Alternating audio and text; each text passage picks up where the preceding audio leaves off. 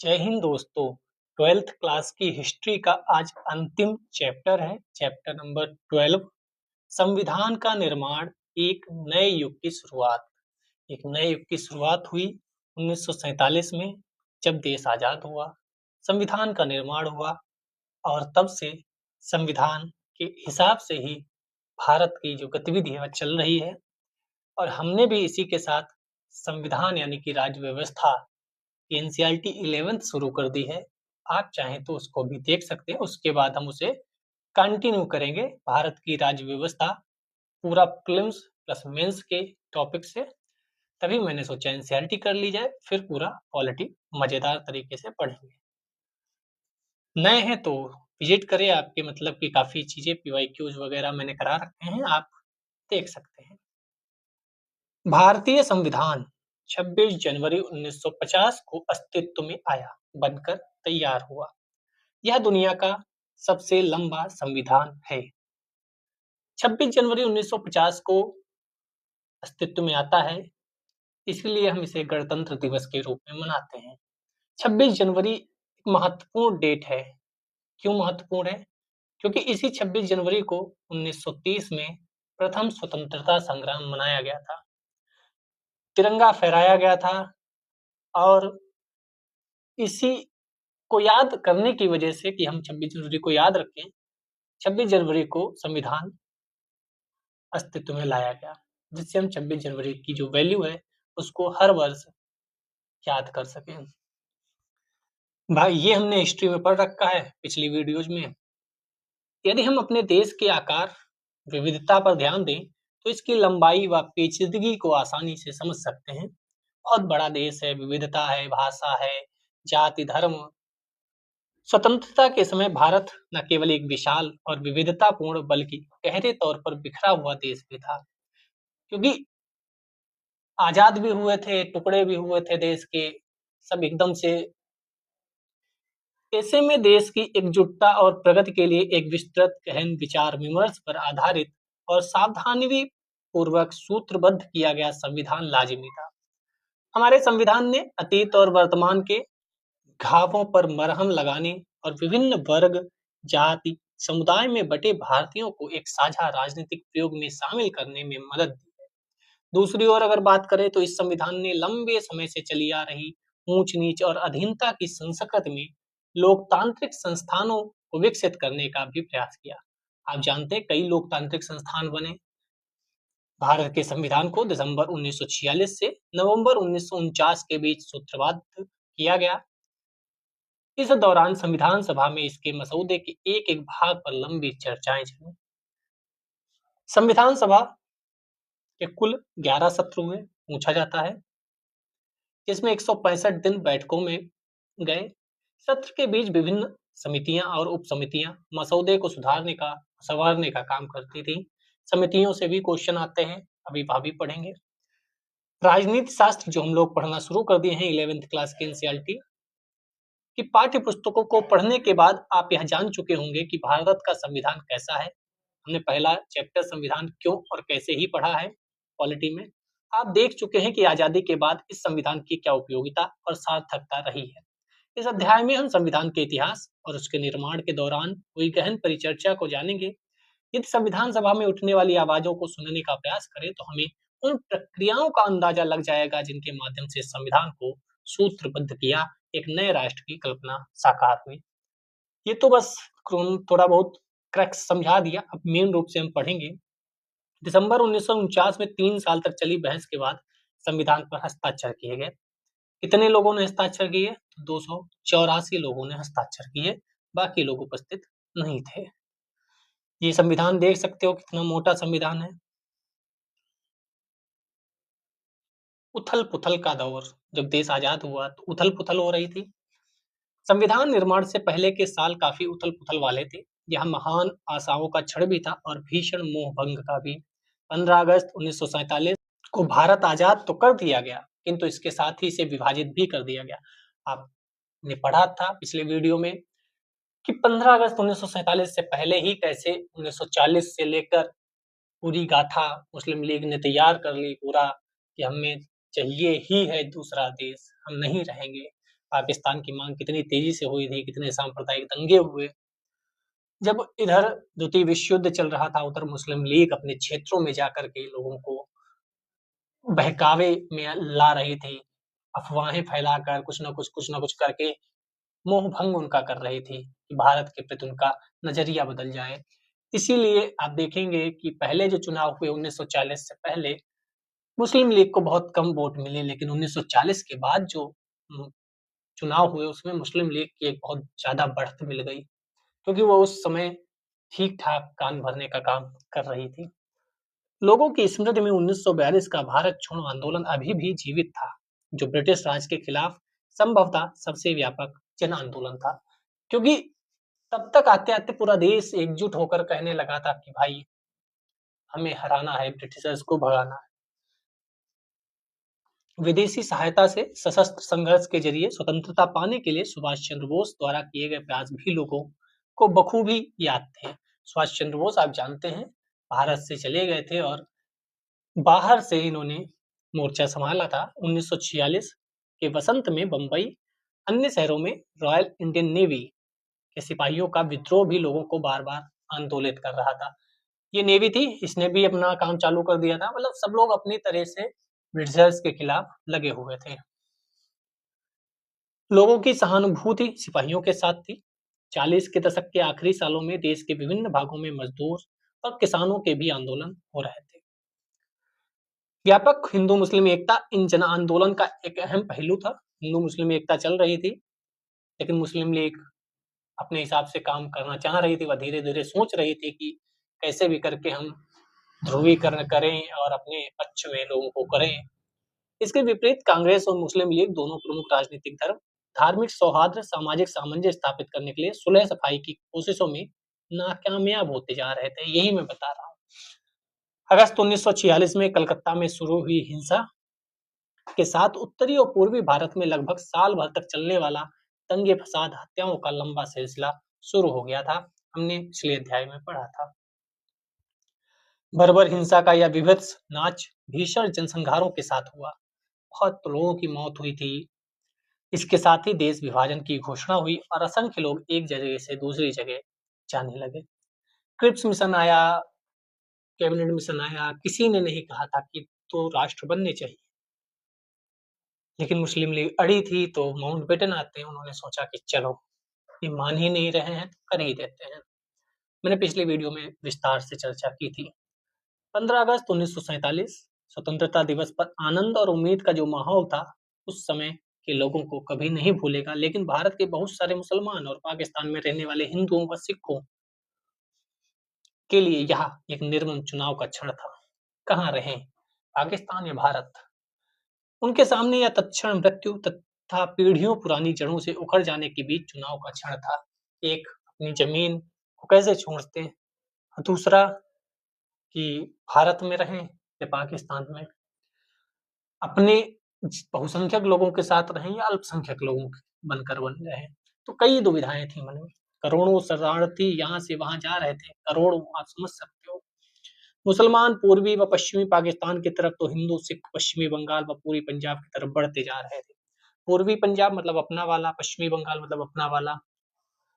हिंदू इधर आ रहा था पाकिस्तान से, और बांग्लादेश जो उस समय पाकिस्तान ही था, और यहाँ से मुस्लिम उधर की ओर जा रहे थे।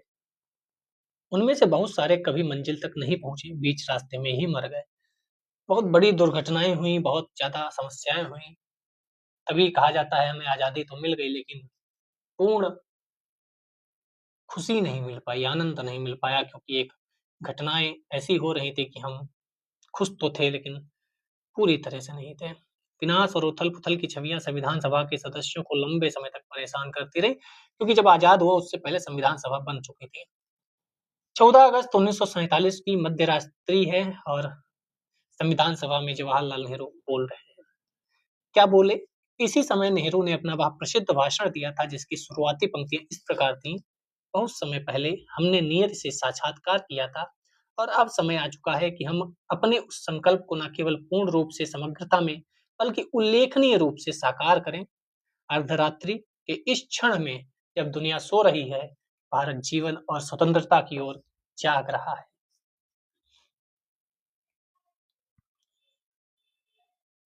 और हम एक नए युग की तरफ प्रवेश कर रहे थे, आज़ाद हो रहे थे। लेकिन मुद्दा अभी शांत नहीं हुआ था। कुछ रियासतें थीं जिनको अभी समस्या थी कि कहाँ रहें, क्योंकि रियासतों के लिए एक अलग बात कही गई थी। ब्रिटिश राज के दौरान उपमहाद्वीप का लगभग 1/3 भूभाग ऐसे नवाबों, रजवाड़ों के नियंत्रण में था जो ब्रिटिश ताज की अधीनता स्वीकार कर चुके थे। हमने पिछले चैप्टर्स में पढ़ा था। उनके पास अपने राज्यों को जैसे चाहें चलाने की सीमित ही सही लेकिन काफ़ी आज़ादी थी। वह उनके पास क्षेत्र था। अब वह भारत में विलय करेंगे या पाकिस्तान में विलय करेंगे, यह डाउट था। जब अंग्रेजों ने भारत छोड़ा तो इन नवाबों राजाओं की संवैधानिक स्थिति बहुत अजीब हो गई। एक समकालीन प्रेक्षक थे, उन्होंने कहा था कि कुछ महाराज तो बहुत सारे टुकड़ों में बटे भारत में स्वतंत्र सत्ता का सपना देख रहे थे। कुछ को लग रहा था हम भी अपना अलग देश बना लें छोटा सा।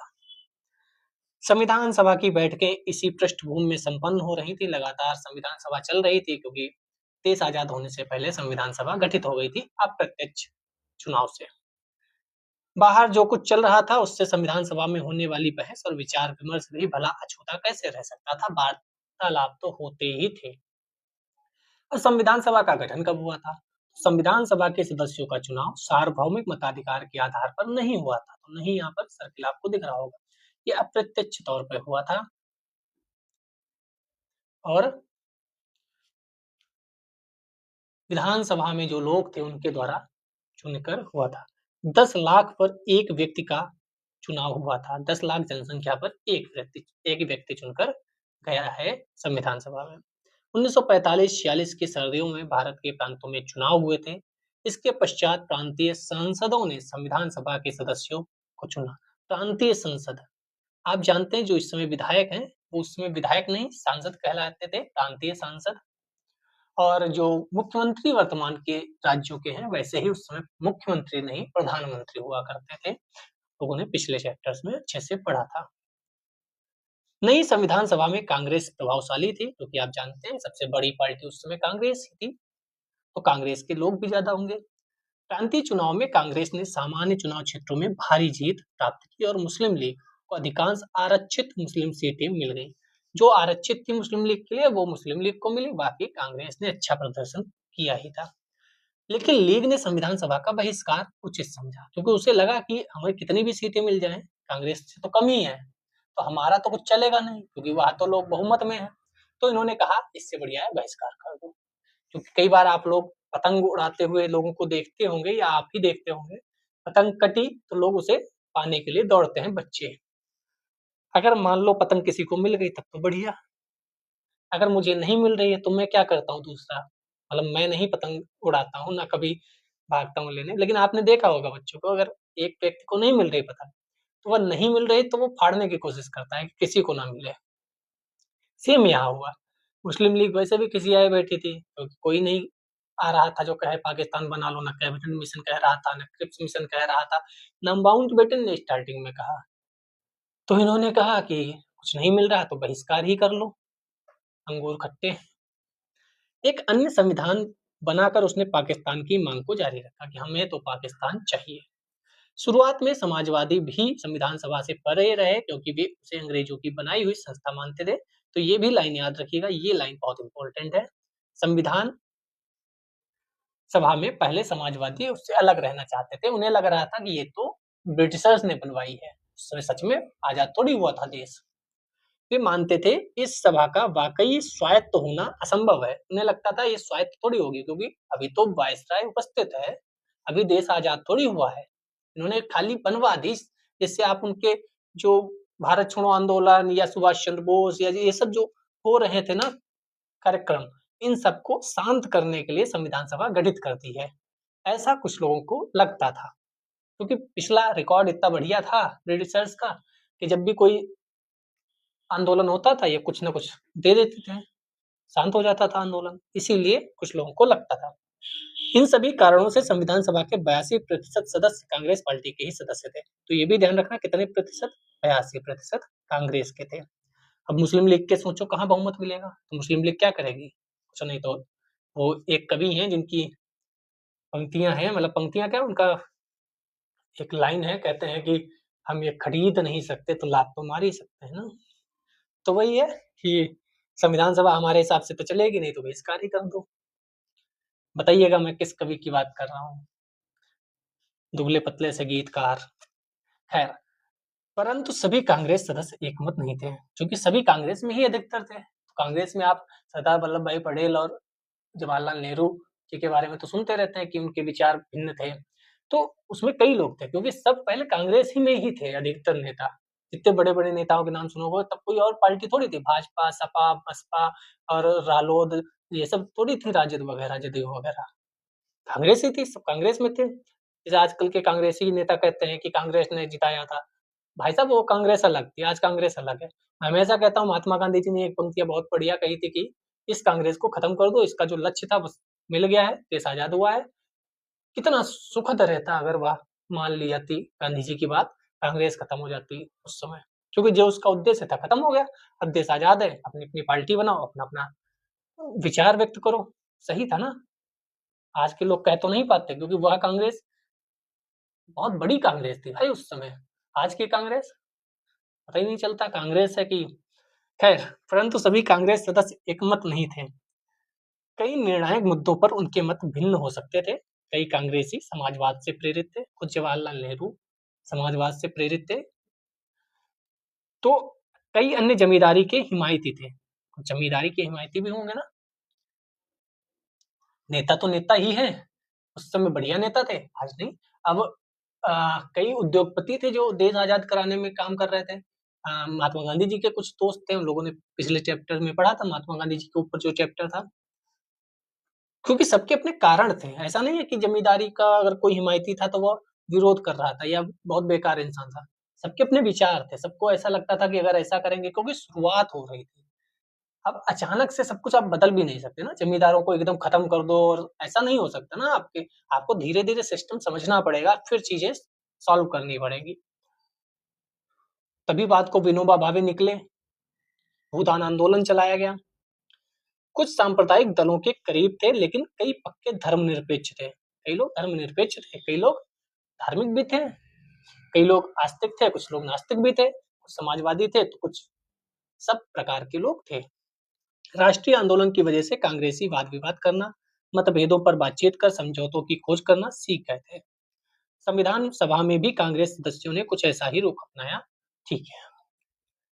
संविधान सभा में हुई चर्चाएं जनमत से भी प्रभावित होती थी। जब संविधान सभा में बहस होती थी तो विभिन्न पक्षों की दलीलें अखबारों में छपती थी। तमाम प्रस्तावों पर सार्वजनिक रूप से बहस चलती थी। तो बहस होती थी तब संविधान बना, ऐसे ही नहीं बन गया। हर बात पे बहस हुई, हर चीज को परखा गया, पक्ष विपक्ष जाने गए, फिर हर चीज को रखा गया। इस तरह प्रेस में होने वाली इस आलोचना और जवाबी आलोचना से किसी मुद्दे पर बनने वाली सहमत असहमत पर गहरा असर पड़ता था। तो यह भी ध्यान रखिएगा, लोगों के बीच की बातें भी वहां पहुंचती थी। प्रेस में होने वाली कोई आलोचना है, किसी ने कुछ लिखा, तो वह भी वहां मुद्दा उठता था कि हाँ, सामूहिक सहभागिता, सब लोग मिलकर काम करते थे। बनाने के लिए जनता के सुझाव भी आमंत्रित किए जाते थे, तो यह भी ध्यान रखना, ऐसा नहीं था कि उस समय जनता के सुझाव आमंत्रित नहीं किए जाते थे। भाईसाई अल्पसंख्यक अपनी मातृभाषा की रक्षा की इम्पोर्टेंट है, मांग करते थे। धार्मिक अल्पसंख्यक अपने विशेष हित सुरक्षित करवाना चाहते थे। दलित जाति शोषण के अंत की मांग करते थे। सरकारी संस्थाओं में आरक्षण चाहते थे। सभा में सांस्कृतिक अधिकारों, सामाजिक न्याय के कई मुद्दों पर चल रही सार्वजनिक चर्चाओं पर बहस हुई। यानी कि सब पर बहस हो रही थी, जितना आपके दिमाग में आएगा उन सब पर बहस हो रही थी। आपको जवाहरलाल नेहरू, सरदार वल्लभ भाई पटेल और सुभाष चंद्र बोस साहब दिख जाएंगे, अगर मुझे जहां तक दिख रहा है। यही तीन लोग हैं। बी आर अम्बेडकर साहब भी दिखेंगे आपको। ठीक है। चलिए, मुख्य आवाजें किसकी किसकी थी मुख्य आवाजें? तो वही जिनके नाम आपको सुनने को मिलते रहते हैं। संविधान में संविधान सभा में 300 सदस्य थे। पहली लाइन तो ये याद रखो, कितने? 300 सदस्य। इनमें से 6 सदस्यों की भूमिका महत्वपूर्ण रही। कौन से 6 सदस्य हैं? इन 6 में से 3 तो एक जवाहरलाल नेहरू साहब, एक वल्लभ भाई पटेल साहब और एक राजेंद्र प्रसाद साहब थे। ये 3 हो गए। चौथे आपके भीमराव अम्बेडकर साहब हैं। 2 और अभी पढ़ेंगे। तो जवाहरलाल नेहरू, वल्लभ भाई पटेल, राजेंद्र प्रसाद कांग्रेस के सदस्य थे, तीनों। ये 3 हो गए 6 में से। एक निर्णायक प्रस्ताव, जिसे उद्देश्य प्रस्ताव कहते हैं, जिसे जवाहरलाल नेहरू जी ने पेश किया था। उद्देश्य प्रस्ताव का मतलब हम संविधान बनाने जा रहे हैं तो हमारा क्या उद्देश्य हो, क्या लक्ष्य है, हम उसमें क्या-क्या रखेंगे, कैसा संविधान बनेगा। क्योंकि कोई भी चीज़ करोगे ना तो उसका पहले एक एक पेज में लिख लेते हैं ना कि ऐसा-ऐसा होगा कुछ-कुछ, फिर उसको हम विस्तार करते हैं। जो आज का संविधान है उसमें भी आप प्रस्तावना देखते हैं, उद्देशिका जिसे कहते हैं, प्रेमबल कहते हैं। वही कहा जाता है कि कहीं न कहीं इसी उद्देश्य प्रस्ताव से वह बनकर निकली है। एक क्वेश्चन और पूछा जाता है, खैर वो पॉलिटी में देखेंगे, छोड़ो। उद्देश्य प्रस्ताव को नेहरू जी ने पेश किया। उन्होंने यह प्रस्ताव भी पेश किया कि भारत का राष्ट्रीय ध्वज केसरिया सफेद गहरे हरे रंग की 3 बराबर चौड़ाई वाली पट्टियों का तिरंगा झंडा होगा, जिसके बीच में गहरे नीले रंग का चक्र होगा। तो किसने कहा था? जेएल नेहरू साहब ने कहा था ये। उद्देश्य प्रस्ताव किसने पेश किया था? तो जेएल नेहरू साहब ने, जवाहरलाल नेहरू साहब ने। पटेल मुख्य रूप से पर्दे के पीछे कई महत्वपूर्ण काम कर रहे थे, तभी पटेल साहब का बहुत ज्यादा नाम नहीं आता है, लेकिन उन्होंने जो किया वो बहुत बड़े-बड़े काम किए। उन्होंने कई रिपोर्टों के प्रारूप लिखने में खास मदद की और कई परस्पर विरोधी विचारों के बीच सहमति पैदा करने में महत्वपूर्ण भूमिका निभाई। राजेंद्र प्रसाद साहब तो संविधान सभा के अध्यक्ष ही थे, यह भी ध्यान रखना। लेकिन पहली संविधान सभा जब बैठी थी, उसके अध्यक्ष नहीं थे ये। उस समय हो सकता है बीमार हो या जो भी, उसके अध्यक्ष नहीं थे। उसके बाद की सभी संविधान सभा की बैठकों के अध्यक्ष राजेंद्र प्रसाद थे। तो पूछा जाए अगर पहली बैठक का अध्यक्ष कौन था, तो सच्चिदानंद सिन्हा, क्योंकि वही वृद्ध थे, सबसे बुजुर्ग, मतलब कहते हैं सीनियर थे, वरिष्ठ थे। पहली बैठक के राजेंद्र प्रसाद अध्यक्ष नहीं थे, तो ये ध्यान रखिएगा। सभा में चर्चा रचनात्मक दिशा ले और सभी सदस्यों को अपनी बात कहने का मौका मिले, यह उनकी जिम्मेदारी थी। आप जैसे आज संसद में ओम बिरला जी को देखते हैं, संसद लोकसभा अध्यक्ष, राज्यसभा अध्यक्ष, इन सबको देखते हैं, वैसे ही आप राजेंद्र प्रसाद जी को समझ सकते हैं। कांग्रेस की त्रिगुट के अलावा 3 गुट, मतलब त्रिगुट का मतलब है 3 लोग, डॉक्टर राजेंद्र प्रसाद, जवाहरलाल नेहरू और पटेल साहब। इनके अलावा प्रख्यात विधिवेत्ता और अर्थशास्त्री बी आर अम्बेडकर चौथे व्यक्ति थे। ये भी सभा के सबसे महत्वपूर्ण सदस्यों में से एक थे। ब्रिटिश शासन के दौरान अम्बेडकर कांग्रेस के राजनीतिक विरोधी रहे थे, तो ये ध्यान रखना। परंतु स्वतंत्रता के समय महात्मा गांधी की सलाह पर उन्हें केंद्रीय विधि मंत्री का पद संभालने का न्योता दिया गया। इस भूमिका में उन्होंने संविधान की प्रारूप समिति के अध्यक्ष के रूप में काम किया। तो प्रारूप समिति के अध्यक्ष कौन थे? Doctor B R Ambedkar. विधि मंत्री भी डॉक्टर बी आर अम्बेडकर। उनके साथ 2 अन्य वकील भी काम कर रहे थे। एक गुजरात के के.एम. मुंशी और एक मद्रास के अल्लादी कृष्णस्वामी अय्यर। दोनों ही संविधान के प्रारूप पर महत्वपूर्ण सुझाव दे रहे थे। 3 लोगों के नाम याद रखिएगा प्रारूप समिति में। अध्यक्ष बी आर अम्बेडकर साहब, एक के एम मुंशी गुजरात से थे और एक मद्रास से अल्लादी कृष्णस्वामी अय्यर। मद्रास अय्यर आपको याद रहेगा। इन 6 सदस्यों को 2 प्रशासनिक अधिकारियों ने महत्वपूर्ण सहायता दी। कौन थे वो? एक बी एन राव, बहुत ही महत्वपूर्ण पर्सन है बी एन राव। उनकी उतनी ज्यादा चर्चा नहीं होती है, दुर्भाग्य है। मतलब कई बड़े लोगों के बीच, कहा जाता है ना, एक बड़ा बरगद हो ना, तो कई छोटे-छोटे जो पेड़ हैं वह छुप जाते हैं। जैसे आप सुनते हैं मोदी ने किया, मोदी ने किया, मोदी ने किया, कई लोगों का नाम उसमें छुप जाता है। ऐसे ही इंदिरा गांधी ने किया, जवाहरलाल नेहरू ने किया या अटल बिहारी वाजपेयी ने किया। तो ऐसे ही यहाँ भी बी एन राव जी बहुत ही महत्वपूर्ण काम कर रहे थे। क्या काम कर रहे थे? वह भारत के संवैधानिक सलाहकार थे। उन्होंने अन्य देशों की राजनीतिक व्यवस्थाओं का गहन अध्ययन करके कई चर्चा पत्र तैयार किए थे। तो जो अध्ययन किया था ना विदेशों में जा जाकर, वह ये थे और संवैधानिक सलाहकार थे। संवैधानिक सलाहकार कितना महत्वपूर्ण व्यक्ति होगा सोचो, लेकिन उनका नाम थोड़ा-सा पीछे रह जाता है। तो आपको याद रखना है, क्योंकि आप तो यूपीएससी पीसीएस कर रहे हैं, तो बी एन राव साहब संवैधानिक सलाहकार थे। दूसरे अधिकारी थे एस एन मुखर्जी साहब। इनकी भूमिका मुख्य योजनाकार की थी, योजना बनाना। मुखर्जी जटिल प्रस्तावों को स्पष्ट वैदिक भाषा में व्यक्त करने की क्षमता रखते थे। जो जटिल बातें होती थी उसको कह सकते हैं समझाना। तो 6 लोग वह हो गए, कौन-कौन? Jawaharlal Nehru, Sardar Vallabh Bhai Patel, Rajendra Prasad, B R Ambedkar, K M Munshi, Alladi Krishnaswami Ayyangar, Ayyangar नहीं, अल्लादी कृष्ण स्वामी अय्यर और B N Rau, S N Mukherjee. ठीक है, ये प्रशासनिक अधिकारी दोनों थे, ये नेता नहीं थे। अंबेडकर के पास सभा में संविधान के प्रारूप को पारित करवाने की जिम्मेदारी थी। प्रारूप समिति के अध्यक्ष थे। इस काम में कुल मिलाकर 3 वर्ष लगे। 2 वर्ष 11 माह 18 दिन कहा जाता है, मोटा-मोटा 3 वर्ष कह सकते हैं। इस दौरान हुई चर्चाओं के मुद्रित रिकॉर्ड 11 भारी भरकम खंडों में प्रकाशित हुए। 11 भारी भरकम खंडों में चर्चाएं जो हुई थी वो प्रकाशित हुई। यह लंबी मगर दिलचस्प प्रक्रिया थी। संविधान सभा के सदस्यों ने अपने विविध दृष्टिकोण बड़ी सफाई से पेश किए, क्योंकि अलग-अलग प्रकार के लोग थे, अलग-अलग विचार थे। तो बढ़िया होता है जब कई विचारों के साथ चर्चा होने के बाद कोई चीज आए तो। उनकी प्रस्तुतियों में हम भारत के भविष्य से जुड़े कई मुद्दों पर परस्पर विरोधी विचार देख सकते हैं। कई जगह विरोधी थे, लेकिन अंततः सही चीजें विचार विमर्श के साथ आई। तभी कहा जाता है विरोध जरूरी है, जिससे विचार अलग-अलग आएंगे, चर्चा होगी तो चीजें बढ़िया निकल कर आएंगी। लेकिन जब ऐसा नहीं है कि आपको अड़ ही जाना है, ठीक है? आप सोचो 300 के लगभग लोग अगर बैठे थे और 2 साल 11 माह 18 दिन में काम तैयार हो गया, तो अगर 300 में कोई भी एक आध ऐसा होता जो कहता करा लो, तो चीजें कितनी अव्यवस्थित हो जाती। 300 लोग और वो भी इतनी विविधता वाले, और फिर भी काम हुआ, तो सैल्यूट तो बनता है इन लोगों को। भाई ठीक लोग थे। देश के भावी स्वरूप पर भारतीय भाषाओं, राष्ट्र को कौन सी राजनीतिक आर्थिक व्यवस्थाएं अपनानी चाहिए, नागरिकों के नैतिक मूल्य, सबके बारे में चर्चा हुई थी। चलिए, इस पिक्चर को आप देख सकते हैं।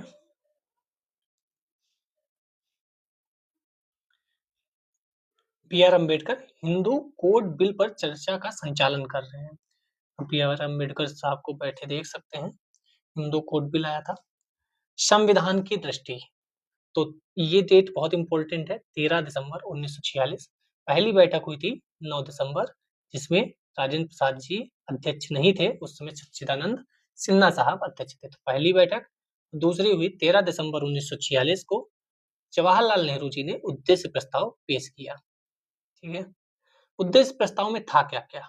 ये एक ऐतिहासिक प्रस्ताव था, इसमें स्वतंत्र भारत के संविधान के मूल आदर्शों की रूपरेखा प्रस्तुत की गई, कैसा होना चाहिए संविधान, और वह फ्रेमवर्क सुझाया गया जिसके तहत संविधान का कार्य बढ़ेगा आगे। भारत इसमें बताया गया कि एक स्वतंत्र संप्रभु गणराज्य घोषित किया गया। स्वतंत्र रहेगा, संप्रभु मतलब दूसरे देश के लोग हम पर दबाव नहीं डालेंगे कि आप कैसा करो कैसा ना करो, हम अपने हिसाब से निर्णय लेंगे। गणराज्य चुनाव के अनुसार हमारा राष्ट्रपति आएगा। नागरिकों को न्याय, समानता, स्वतंत्रता का आश्वासन दिया गया, और यह वचन दिया गया कि अल्पसंख्यकों, पिछड़े व जनजातीय क्षेत्रों, दलित व अन्य पिछड़े वर्गों के लिए पर्याप्त रक्षात्मक प्रावधान भी किए जाएंगे। इन उद्देश्यों को रेखांकित करते हुए नेहरू ने भारतीय प्रयोग का एक व्यापक ऐतिहासिक संदर्भ में प्रस्तुत किया। इस अवसर पर बोलते हुए उन्होंने कहा कि उनकी नजर बरबस अतीत में हुए इन ऐतिहासिक प्रयोगों की ओर जा रही है, जिनमें अधिकारों के ऐसे दस्तावेज तैयार किए गए थे। हम सिर्फ नकल करने वाले नहीं हैं, क्योंकि काफी संविधान उस समय आ गए थे, तो हम नकल नहीं करेंगे। ये बात यहाँ पर आप देख सकते हैं, पूरा भाषण यहाँ पर है, बहस जो हुई थी उस पे कहा गया था। चलिए पढ़ लेते हैं इस भाषण को, क्योंकि यहाँ से भी चीजें समझ में आएंगी। 13 दिसंबर 1946 जब प्रस्ताव पेश कर रहे थे, उस समय एक भाषण दिया था जवाहरलाल नेहरू साहब ने। इम्पोर्टेंट है, पढ़ना चाहिए। मेरे ज़हन में बार-बार वे सारी संविधान सभाएँ आ रही हैं, जो पहले यह काम कर चुकी हैं, क्योंकि आप जानते हैं अमेरिका से लेकर कई लोग संविधान बना चुके थे। मुझे उस महान अमेरिकी राष्ट्र के निर्माण की प्रक्रिया का ख्याल आ रहा है, जहाँ राष्ट्र निर्माताओं ने एक ऐसा संविधान रच दिया, जो इतने सारे सालों, डेढ़ सदी से भी ज़्यादा समय तक काल की कसौटी पर खरा उतरा है। काफ़ी समय पहले बना था और अब तक चल रहा था। उन्होंने एक महान राष्ट्र गढ़ा, जो उसी संविधान पर आधारित है। इसके साथ ही मेरी नज़र उस महान क्रांति की ओर जाती है, जो 150 साल पहले एक अन्य स्थान पर हुई थी। मुझे उस संविधान सभा का विचार आता है, जो स्वतंत्रता के लिए इतने संघर्ष लड़ने वाले पेरिस के भव्य एवं खूबसूरत शहर में जुटी थी। फ्रांस की बात कर रहे हैं। उस संविधान सभा ने कितनी मुश्किलों का सामना किया था, किस तरह राजा व तमाम अन्य अधिकारी उसके रास्ते में रोड़ा बन रहे थे। इतिहास के ये सारे अध्याय बरबस मुझे याद आ रहे हैं। सदन इस बात को याद रखेगा कि जब इस तरह की मुश्किलें आईं, जब उन संविधान सभाओं के लिए एक कमरा तक नहीं दिया जा रहा था, तो उन्होंने टेनिस के खुले मैदान में सभा की थी। एक शपथ ली थी जिसे टेनिस कोर्ट की शपथ के नाम से जाना जाता है। जब आप 9th की एनसीईआरटी पढ़ोगे तो वहाँ चैप्टर नंबर पहला या दूसरा है फ्रांस की क्रांति 1789। वहाँ आप देखोगे कि टेनिस कोर्ट में शपथ ली जा रही है। बहुत ही मजेदार भी किस्सा है, आपको पढ़ना चाहिए 9th की एनसीईआरटी में। बहुत मजेदार है, मतलब मजा आ जाएगा पढ़ोगे आप, लेकिन इंटरेस्ट के साथ पढ़ना। और आपके मेंस में लिखा भी हो है टॉपिक। आप मेंस में जब विश्व के इतिहास से 18वीं सदी की घटनाएं, औद्योगिक क्रांति, विश्व युद्ध, राष्ट्रीय सीमाओं का पुनः सीमांकन, उपनिवेशवाद, उपनिवेशवाद की समाप्ति, राजनीतिक दर्शन शास्त्र जैसे साम्यवाद, पूंजीवाद, समाजवाद आदि शामिल होंगे। ये सब पढ़ेंगे तो उसके अंतर्गत आपको फ्रांसीसी क्रांति भी पढ़नी पड़ेगी। उन्होंने राजाओं व अन्य ताकतों की रुकावटों के बावजूद अपनी बैठकें जारी रखी और तब तक वहां से नहीं हिले जब तक उन्होंने अपना काम पूरा नहीं कर लिया। मुझे विश्वास है कि हम भी उसी शुद्ध भावना से यहाँ इकट्ठा हुए हैं, और चाहे हमारी बैठक इस कक्ष में हो या कहीं और, चाहे खेतों में हो, बाजारों में हो, हमारी बैठकें तब तक जारी रहेंगी जब तक हम अपना काम पूरा नहीं कर लेंगे। यहीं से मोटिवेशन लो और कहो कि जब तक हम चाहे इस कमरे में पढ़ें, उस कमरे में पढ़ें, इस शहर में रहें या उस शहर में रहें, जब तक हम आईएएस नहीं बन जाते ना, हमारा काम पूरा नहीं हो जाता जब तक, तब तक हम अपना काम जारी रखेंगे। इसके साथ ही मुझे हाल की एक क्रांति का विचार आता है। रूस की क्रांति 1917 में हुई थी। वहाँ भी 9th के एनसीईआरटी में चैप्टर आपको मिलेगा। दूसरा चैप्टर, पहला फ्रांसीसी क्रांति है, दूसरा रूसी क्रांति है, तीसरा नाजीवाद है, इसमें हिटलर आप पढ़ोगे। बहुत इंपॉर्टेंट है मेंस पर्सपेक्टिव, जिसमें एक नए किस्म के राज्य का जन्म हुआ। यह रूस की क्रांति थी जिसने दुनिया के एक शक्तिशाली देश के रूप में सोवियत समाजवादी गणराज्य को जन्म दिया। आज यह देश दुनिया में अप्रतिम भूमिका निभा रहा है। यह न केवल दुनिया का ताकतवर देश है बल्कि हमारा पड़ोसी भी है, क्योंकि उस समय आप देखेंगे तो जितने जो मिडिल ईस्ट वाले हैं कुछ देश जो रूस में ही थे, 1991 में रूस विघटित हुआ, सोवियत संघ, तब ये लोग अलग अलग देशों में बने। यूक्रेन भी उसी में से टूट कर निकला था। ये सारे महान प्रयोग हमारे सामने हैं, हमें उनकी सफलताओं से सीखना है और उनकी विफलताओं से बचने का प्रयास करना है। तो यही तो है, हम जो टॉपर्स आंसर राइटिंग कराते हैं उसमें यही तो आपको बताते हैं कि आप उनकी सफलताओं से सीखें और विफलताओं से बचें। हो सकता है हम उन्हीं विफलताओं से बचने में सफल ना हो पाएं, क्योंकि किसी भी इंसानी कोशिश में थोड़ी बहुत नाकामी की गुंजाइश तो रहती है। विफलताओं से बचना चाहते हैं लेकिन हो सकता है कई बार ना भी बच पाएं, तो गलतियां तो इंसानों से ही होती हैं। परंतु मुझे विश्वास है कि तमाम रुकावटों, कठिनाइयों के बावजूद हम आगे बढ़ेंगे, अपने सपने को प्राप्त व साकार करके ही दम लेंगे, जिसे हम इतने अरसे से अपने दिलों में संजोए हुए हैं।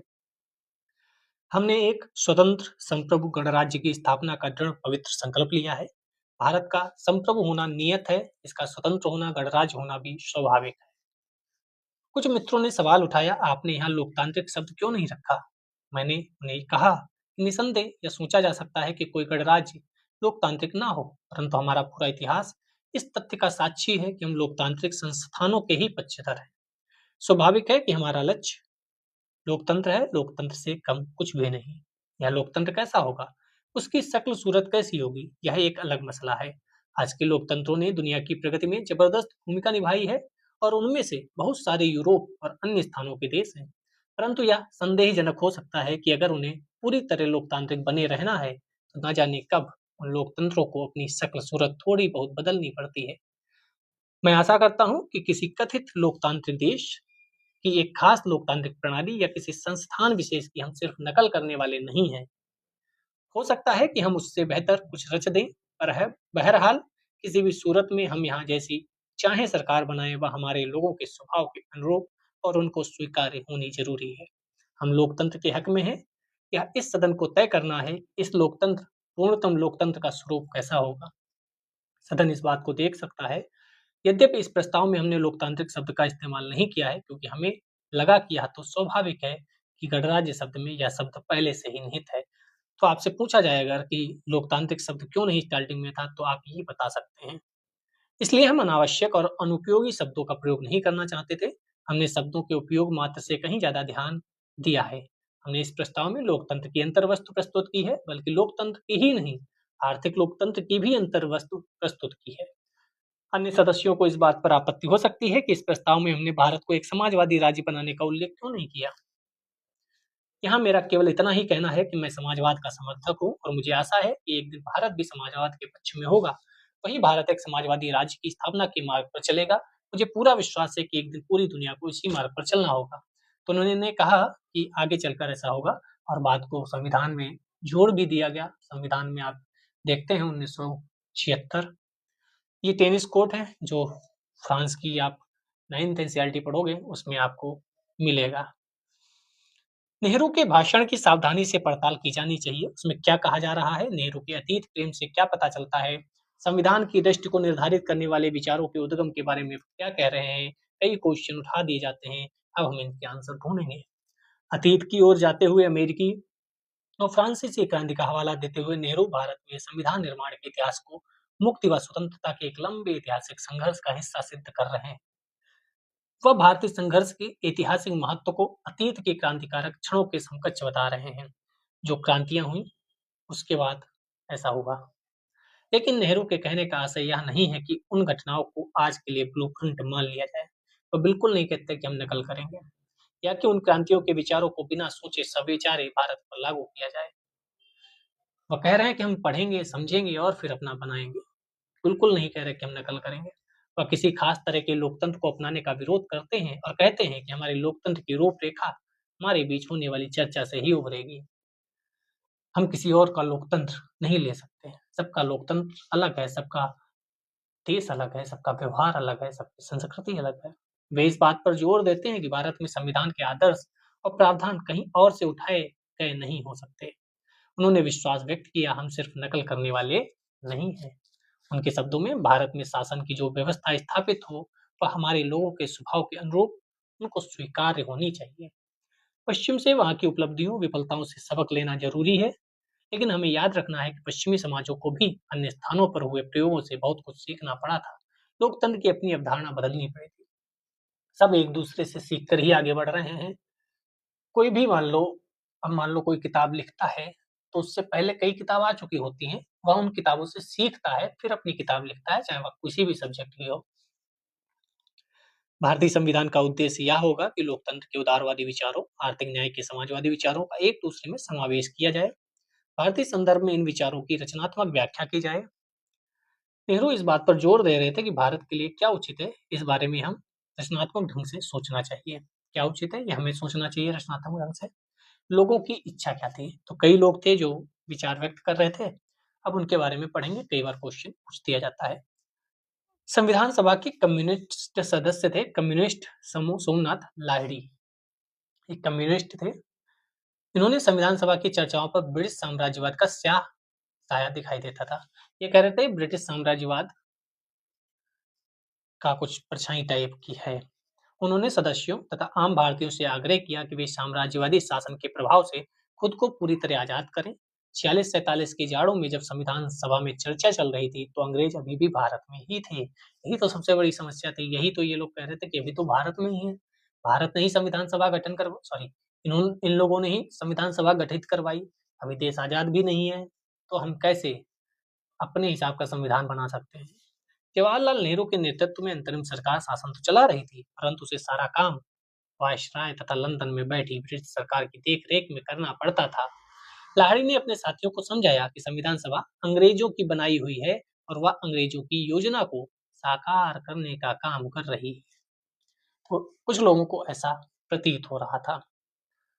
आप देख सकते हैं अंतरिम सरकार के सदस्य यहाँ से पूछा जाता है कौन-कौन थे।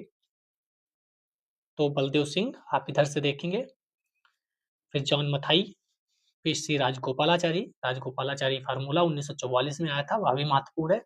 उसके बाद जवाहरलाल नेहरू जी हैं, फिर लियाकत अली खान, फिर वल्लभ भाई पटेल, फिर आई चुंद्रीगर, फिर आसफ अली और फिर CH भाभा। द्वितीय पंक्ति में आप देखेंगे तो जगजीवन राम, ये भी नाम बहुत फेमस है।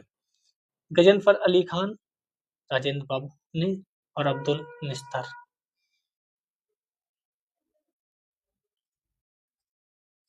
ठीक है,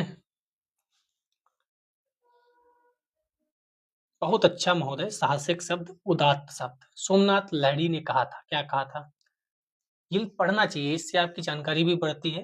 यूपीएससी में सिर्फ किताबें रट के नहीं होता, और भी चीजें जानकारी जरूरी होती है, तो ये सब पढ़ना चाहिए आपको। महोदय, मैं पंडित नेहरू को इस बात के लिए मुबारकबाद देना चाहता हूँ कि उन्होंने यह कहकर भारतीय जनता की भावनाओं को इतने सटीक शब्दों में व्यक्त किया है कि भारत के लोग अंग्रेजों द्वारा थोपी गई किसी चीज को स्वीकार नहीं करेंगे। उन्होंने कहा कि इस तरह की जबरदस्ती पर असंतोष व आपत्ति व्यक्त की जाएगी, और अगर आवश्यकता हुई तो हम संघर्ष की घाटी में उतरेंगे। बहुत अच्छा महोदय, साहसिक शब्द, उदात्त शब्द, ये कटाक्ष में भी बोला जा सकता है। अब देखो, परंतु देखना यह है कि इस चुनौती को आप कैसे और कब साकार करते हैं। महोदय, मसला यह है कि यह जबरदस्ती इसी समय की जा रही है।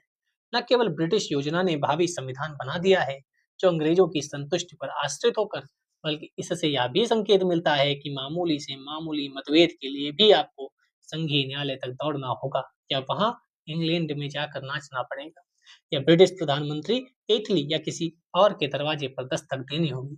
इन्हें ऐसा लग रहा था। अब देखो, आप आलोचना करना इन लोगों से सीखिए। ये लोग कितने सधे शब्दों में प्यार से आलोचना करते हैं। मतलब हम लोगों यहाँ क्या होता है, आलोचना के साथ साथ कब लड़ाई शुरू हो जाती है किसी को पता नहीं चलता, कब अपशब्द निकलने लगते हैं मुंह से पता नहीं चलता। यहाँ से सीखो, कितने बड़े बड़े लोग, कितनी विचारधारा के लोग संविधान सभा में थे, एक दूसरे की बात का विरोध भी कर रहे थे, लेकिन सही शब्दों में, सही तरीके से। व्यक्ति का विरोध नहीं था, कहा जा रहा था आप जो कह रहे हैं वह गलत है। हमारे यहाँ कब व्यक्ति की बातों का विरोध करते करते व्यक्ति का विरोध करने लगते हैं लोग, पता नहीं चलता। केवल यही सच नहीं है कि हम चाहें जो भी योजना क्यों ना बनाएं, यह संविधान सभा ब्रिटिश बंदूकों, ब्रिटिश सेना, उनके आर्थिक व वित्तीय शिकंजे के साये में है। इसका मतलब यह निकलता है कि मूल रूप से सत्ता अभी भी अंग्रेजों के हाथ में है। सत्ता का प्रश्न बुनियादी तौर पर अभी तय नहीं हुआ, जिसका अर्थ यह निकलता है हमारा भविष्य अभी भी पूरी तरह हमारे हाथों में नहीं है। अभी तक देश आजाद नहीं हुआ था। तो किसी को भी ऐसी भावनाएं दिमाग में आ सकती हैं कि भाई सब कुछ तो अभी उनके हाथ में है। उन्होंने क्या बोला है कि हमें आजाद करेंगे? बोला तो पहले भी था ये करेंगे वो करेंगे, लेकिन क्या वह इस पर अमल करेंगे? क्या इस पर कायम रहेंगे? कल को अगर कह दिया, जब सब कुछ ठीक हो गया, उनका सेटल हो गया, तब अगर उन्होंने कह दिया कि हम तो मजाक कर रहे थे भाई, फिर से सबको उठा के जेल में डाल देंगे अगर, तो क्या कर लोगे? बात तो ये भी सही थी। इतना ही नहीं, हाल ही में इटली तथा अन्य लोगों द्वारा दिए गए वक्तव्यों में यह भी स्पष्ट हो गया कि अगर जरूरत पड़ी तो वे विभाजन से भी पीछे नहीं हटेंगे। विभाजन करेंगे, कितने टुकड़े करेंगे, किसको किसमें क्या करेंगे, कुछ नहीं पता था। महोदय, इसका आशय यह है कि इस देश में कोई स्वतंत्रता नहीं है, यही तो मैं बता रहा हूँ। जैसा कि अभी कुछ दिन पहले सरदार वल्लभ भाई पटेल ने कहा, हमारे पास केवल आपस में लड़ने की स्वतंत्रता है। क्योंकि अब बहस होगी तो एक दूसरे की बातें काटी जाएंगी, विरोध किया जाएगा, तो हो सकता है बात बढ़ जाए। हमें बस इतनी ही स्वतंत्रता मिली है, इसलिए हमारा विनम्र सुझाव है कि यहाँ सवाल इस योजना की रूपरेखा के जरिए कुछ पा लेने का नहीं, बल्कि यहाँ और अभी स्वतंत्रता की घोषणा करने, अंतरिम सरकार, भारत की जनता से आह्वान करने का है कि वे आपस में लड़ने की बजाय अपने शत्रु को देखें। जिसके हाथ में अभी भी कोड़ा है, वे ब्रिटिश साम्राज्यवाद को देखें और उससे मिलकर लड़ने के लिए आगे बढ़ें। जब हम स्वतंत्र हो जाएंगे, तब हम अपने दावों का हल ढूंढ सकते हैं। तो इनका कहना ये था, हम अभी स्वतंत्र नहीं। नेहरू ने स्वीकार किया कि ज्यादातर राष्ट्रवादी नेता एक भिन्न प्रकार की संविधान सभा चाहते थे। कैसी? एक लिहाज से यह भी सही था कि ब्रिटिश सरकार का उसके गठन में काफी हाथ था, क्योंकि कई जगह तो जैसे रजवाड़े, जो राजा रजवाड़े थे, वहां से तो मनोनीत होकर लोग आए थे, तो अप्रत्यक्ष चुनाव भी हुए थे। तो तरीका सही नहीं था अगर देखा जाए। और दूसरी तरफ से देखा जाए तो संविधान सभा बन गई है, संविधान गठित हो रहा, संविधान बन रहा है, तो यार अच्छा लग रहा था कि यार सही तो चल रहा है। तो दोनों धड़े थे, दोनों विचार थे, और दोनों विचार अपनी अपनी जगह सही थे। और उसने सभा के कामकाज पर कुछ शर्तें भी लगा दी थीं। परंतु नेहरू ने कहा, आपको उस स्रोत को नजरअंदाज नहीं करना चाहिए जहां से इस सभा को शक्ति मिल रही है। सरकारें सरकारी कागजों से नहीं बनती, सरकार जनता की इच्छा की अभिव्यक्ति होती है।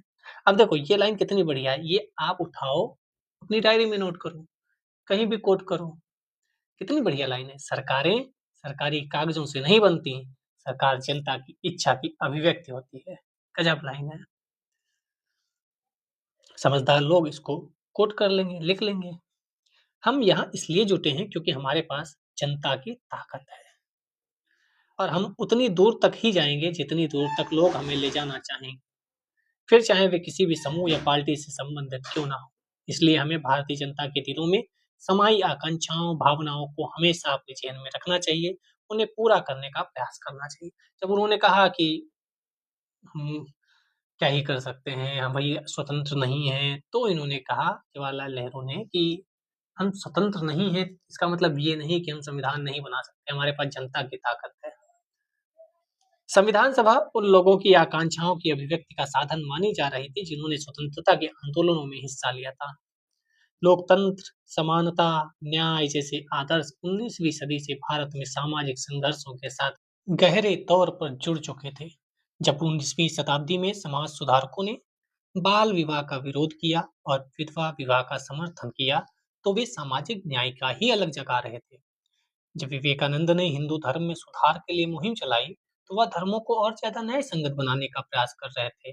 जब महाराष्ट्र में ज्योतिबा फूले ने दलित जातियों की पीड़ा का सवाल उठाया, या कम्युनिस्टों और सोशलिस्टों ने मजदूरों किसानों की बात की, उन्हें एकजुट किया, तो वे आर्थिक और सामाजिक न्याय के लिए ही जूझ रहे थे। एक दमनकारी अवैध सरकार के खिलाफ राष्ट्रीय आंदोलन अपरिहार्य रूप से लोकतंत्र का, न्याय का, नागरिकों के अधिकारों का, समानता का ही संघर्ष कर रहे थे। जैसे जैसे प्रतिनिधित्व की मांग बढ़ी, अंग्रेजों को चरणबद्ध तरीके से संवैधानिक सुधार करने पड़े, चाहे 1909 का एक्ट हो, 1919 का हो या 1935 का, पारित किए गए। 1919 में कार्यपालिका को आंशिक रूप से प्रांतीय विधायिका के प्रति उत्तरदायी बनाया गया। 1935 के गवर्नमेंट ऑफ इंडिया एक्ट के अंतर्गत उसे लगभग पूरी तरह विधायिका के प्रति उत्तरदायी बनाया गया। जब गवर्नमेंट ऑफ इंडिया एक्ट के तहत 1937 में चुनाव हुए, तो 11 में से 8 प्रांतों में कांग्रेस की सरकार बनी। तो ये बताना चाह रहे थे, जैसे जैसे क्रमबद्ध तरीके से ब्रिटिशर्स दे रहे थे अधिकार, उसी क्रम में संविधान सभा का भी गठन हुआ है। ये मॉन्टेग्यू चेम्सफोर्ड आया था, ये दोनों हैं 1919 में, हम पढ़ेंगे आगे। इसके बावजूद हम पहले के संवैधानिक बदलावों तथा 1946 से अगले 3 साल के दौरान घटी घटनाओं को स्वाभाविक रूप से एक ही प्रक्रिया का हिस्सा नहीं मान सकते। हम ये नहीं कह सकते जो 1909, 1935 के बाद 47 में जो हुआ वो एक ही क्रम था, ऐसा नहीं था। इससे पहले के संवैधानिक प्रयोग एक प्रतिनिधित्वात्मक सरकार के लिए लगातार बढ़ती मांग के जवाब में थे, जबकि विभिन्न कानूनों 1909, 1935 को पारित करने की प्रक्रिया में भारतीयों की कोई प्रत्यक्ष हिस्सेदारी नहीं थी। प्रत्यक्ष अगर बात करें, कोई औपनिवेशिक सरकार ने ही लागू किया था। प्रांतीय निकायों का चुनाव करने वाले निर्वाचन मंडल का दायरा समय के साथ फैलता जा रहा था, लेकिन 1935 में भी यह अधिकार वयस्क आबादी का केवल 10-15% लोग ही वोट दे रहे थे। जब तक तब तक सार्वभौमिक वयस्क मताधिकार की व्यवस्था ही नहीं थी। 35 के कानून के तहत निर्वाचित विधायिकाएं औपनिवेशिक शासन के ढांचे में काम कर रही थी, अंग्रेजों द्वारा नियुक्त गवर्नर के प्रति उत्तरदायी थी। 13 दिसंबर 1946 को नेहरू जिस कल्पना की बात कर रहे थे, वह एक स्वतंत्र संप्रभु भारतीय गणराज्य के संविधान की कल्पना थी। तो अभी तक जो भी हुआ था, तो वह तो औपनिवेशिक शासन में ही हुआ था ना। अधिकारों का निर्धारण, कौन से अधिकार किसको दिए जाएं, जो आज आप मौलिक अधिकारों का जिक्र करते हैं 12 से लेकर 35 तक, वह भी कहीं ना कहीं इसमें शामिल होंगे। नागरिकों के अधिकार किस तरह निर्धारित किए जाएं, पहला प्रश्न। क्या उत्पीड़ित समूहों को कोई विशेष अधिकार मिलने चाहिए, दूसरा प्रश्न। अल्पसंख्यकों की क्या अधिकार हों, तीसरा प्रश्न। वास्तव में अल्पसंख्यक किसे कहा जाए, यह भी तो प्रश्न है। जैसे जैसे संविधान सभा के पटल पर बहस आगे बढ़ी, यह साफ हो गया कि इनमें से किसी भी सवाल का कोई ऐसा उत्तर मौजूद नहीं जिस पर पूरी सभा सहमत हो। 300 लोग अगर किसी बात पर सहमत हो जाएं, तो वह बड़ी बात होगी। आपके घर में 3 लोग नहीं सहमत हो पाते, खानदान में 30 लोग नहीं सहमत हो पाते, वहाँ तो 300 लोग अलग-अलग क्षेत्रों से, अलग-अलग तरीके से जीने वाली ज़िंदगी के लोग थे। केरल में कोई जंगलों के आस-पास से था, कोई प्लेन एरिया से था, तो कोई पठार से था, तो कोई पहाड़ों से था, कोई रेगिस्तान से आया हुआ था, कोई तमिल भाषा का बोलने वाला, कोई मलयालम, तो कोई उड़िया, कर्नाटक, मराठी, बंगला, तो कभी हिंदी वाला भी मिलता था। इन सवालों के जवाब विचारों में टकराव, व्यक्तिगत मुठभेड़ों से ही पैदा होने थे। जब आप बात करते हैं तो और ज़्यादा विचार आते हैं और ज़्यादा प्रश्न आते हैं। अपने उद्घाटन भाषण में नेहरू ने जनता की इच्छा का हवाला दिया था और कहा था कि संविधान निर्माताओं को जनता के दिलों में समाई आकांक्षाओं और भावनाओं को पूरा करना है। यह कोई आसान काम नहीं था। जैसे-जैसे आज़ादी की उम्मीद पैदा हुई, विभिन्न समूह अलग-अलग तरह से अपनी इच्छाएँ व्यक्त करने लगे। अब लोगों को लगा कि अब हम आज़ाद हो गए, हमारी सरकार है, अपनी सरकार से हम बात कहेंगे। लेकिन आप जानते हैं, सरकार किसी की भी हो, पूरी तरीके से जनता के अनुसार नहीं चल सकती। 4 लोग सहमत होंगे, तो 2 लोग असहमत होंगे। आप प्रधानी का चुनाव लड़ें, छोटी-सी जगह होती है, फिर भी वहाँ कुछ लोग सहमत, कुछ लोग असहमत, कुछ लोग खुश, कुछ लोग नाखुश होते हैं। यहाँ तो पूरे देश की बात थी। इन सभी अभिव्यक्तियों पर बहस करना ज़रूरी था। परस्पर विरोधी विचारों के बीच किसी समाधान पर पहुँचना और एक आम सहमति पर पहुँचना ज़रूरी था। लोगों को यह भी लगता था कि अब तो हम आज़ाद हो गए। उन्हें लगता था कि आज़ाद होके सब कुछ हासिल हो जाएगा। हम बहुत अच्छी ज़िंदगी जिएँगे, लेकिन देखा जाए तो बहुत कम चीज़ें बदली। उस गाँव में जो बहुत पिछड़ा था, वहाँ क्या ही बदला। पहले ब्रिटिशर्स थे, अब कांग्रेस थी या अन्य दल मिलाकर थे, तो उनको लग रहा था कि उतना ज़्यादा तो नहीं बदला, हम पहले भी किसानी कर रहे थे, अब भी किसानी कर रहे हैं। बस ये है कि अब उस तरीके से चीज़ें नहीं होंगी जिस तरीके से हो रही थी। अब लोकतांत्रिक सरकार है, अब आपसे किसान हैं तो बहुत ज़्यादा टैक्स नहीं वसूला जाएगा, आप पर ज़्यादती नहीं की जाएगी, आपका सामान देश से बाहर नहीं जाएगा। तो ये था कि फ़ायदा तो था, लेकिन काम तो करना पड़ेगा। एकदम से तो कुछ बदल नहीं जाएगा कि रातों-रात सब कुछ बदल गया, बदलने में समय भी लगेगा। अधिकारी एकदम से नहीं बदल जाएँगे, अधिकारी तो वही हैं।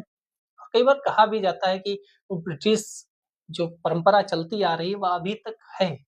अभी तक अधिकारी अपने आप को उससे बाहर नहीं निकाल पाए, कुछ अधिकारियों का ज़िक्र होता है। उन्हें लगता है कि डीएम तब भी पोस्ट बड़ी थी, दरोगा तब भी पोस्ट बड़ी थी, लेखपाल तब भी बड़ा था, आज भी बड़ा है। तो कुछ लोग ऐसा कहते भी हैं। अब आई पृथक निर्वाचिका की समस्या। 27 अगस्त 1947 को मद्रास के बी पोकर बहादुर ने पृथक निर्वाचिका बनाए रखने के पक्ष में एक प्रभावशाली भाषण दिया। बहादुर ने कहा कि अल्पसंख्यक सब जगह होते हैं, उन्हें हम चाहकर भी नहीं हटा सकते। कोई ना कोई तो अल्पसंख्यक होगा ही। किसी भी देश में चले जाओ, कोई ना कोई अल्पसंख्यक तो होगा।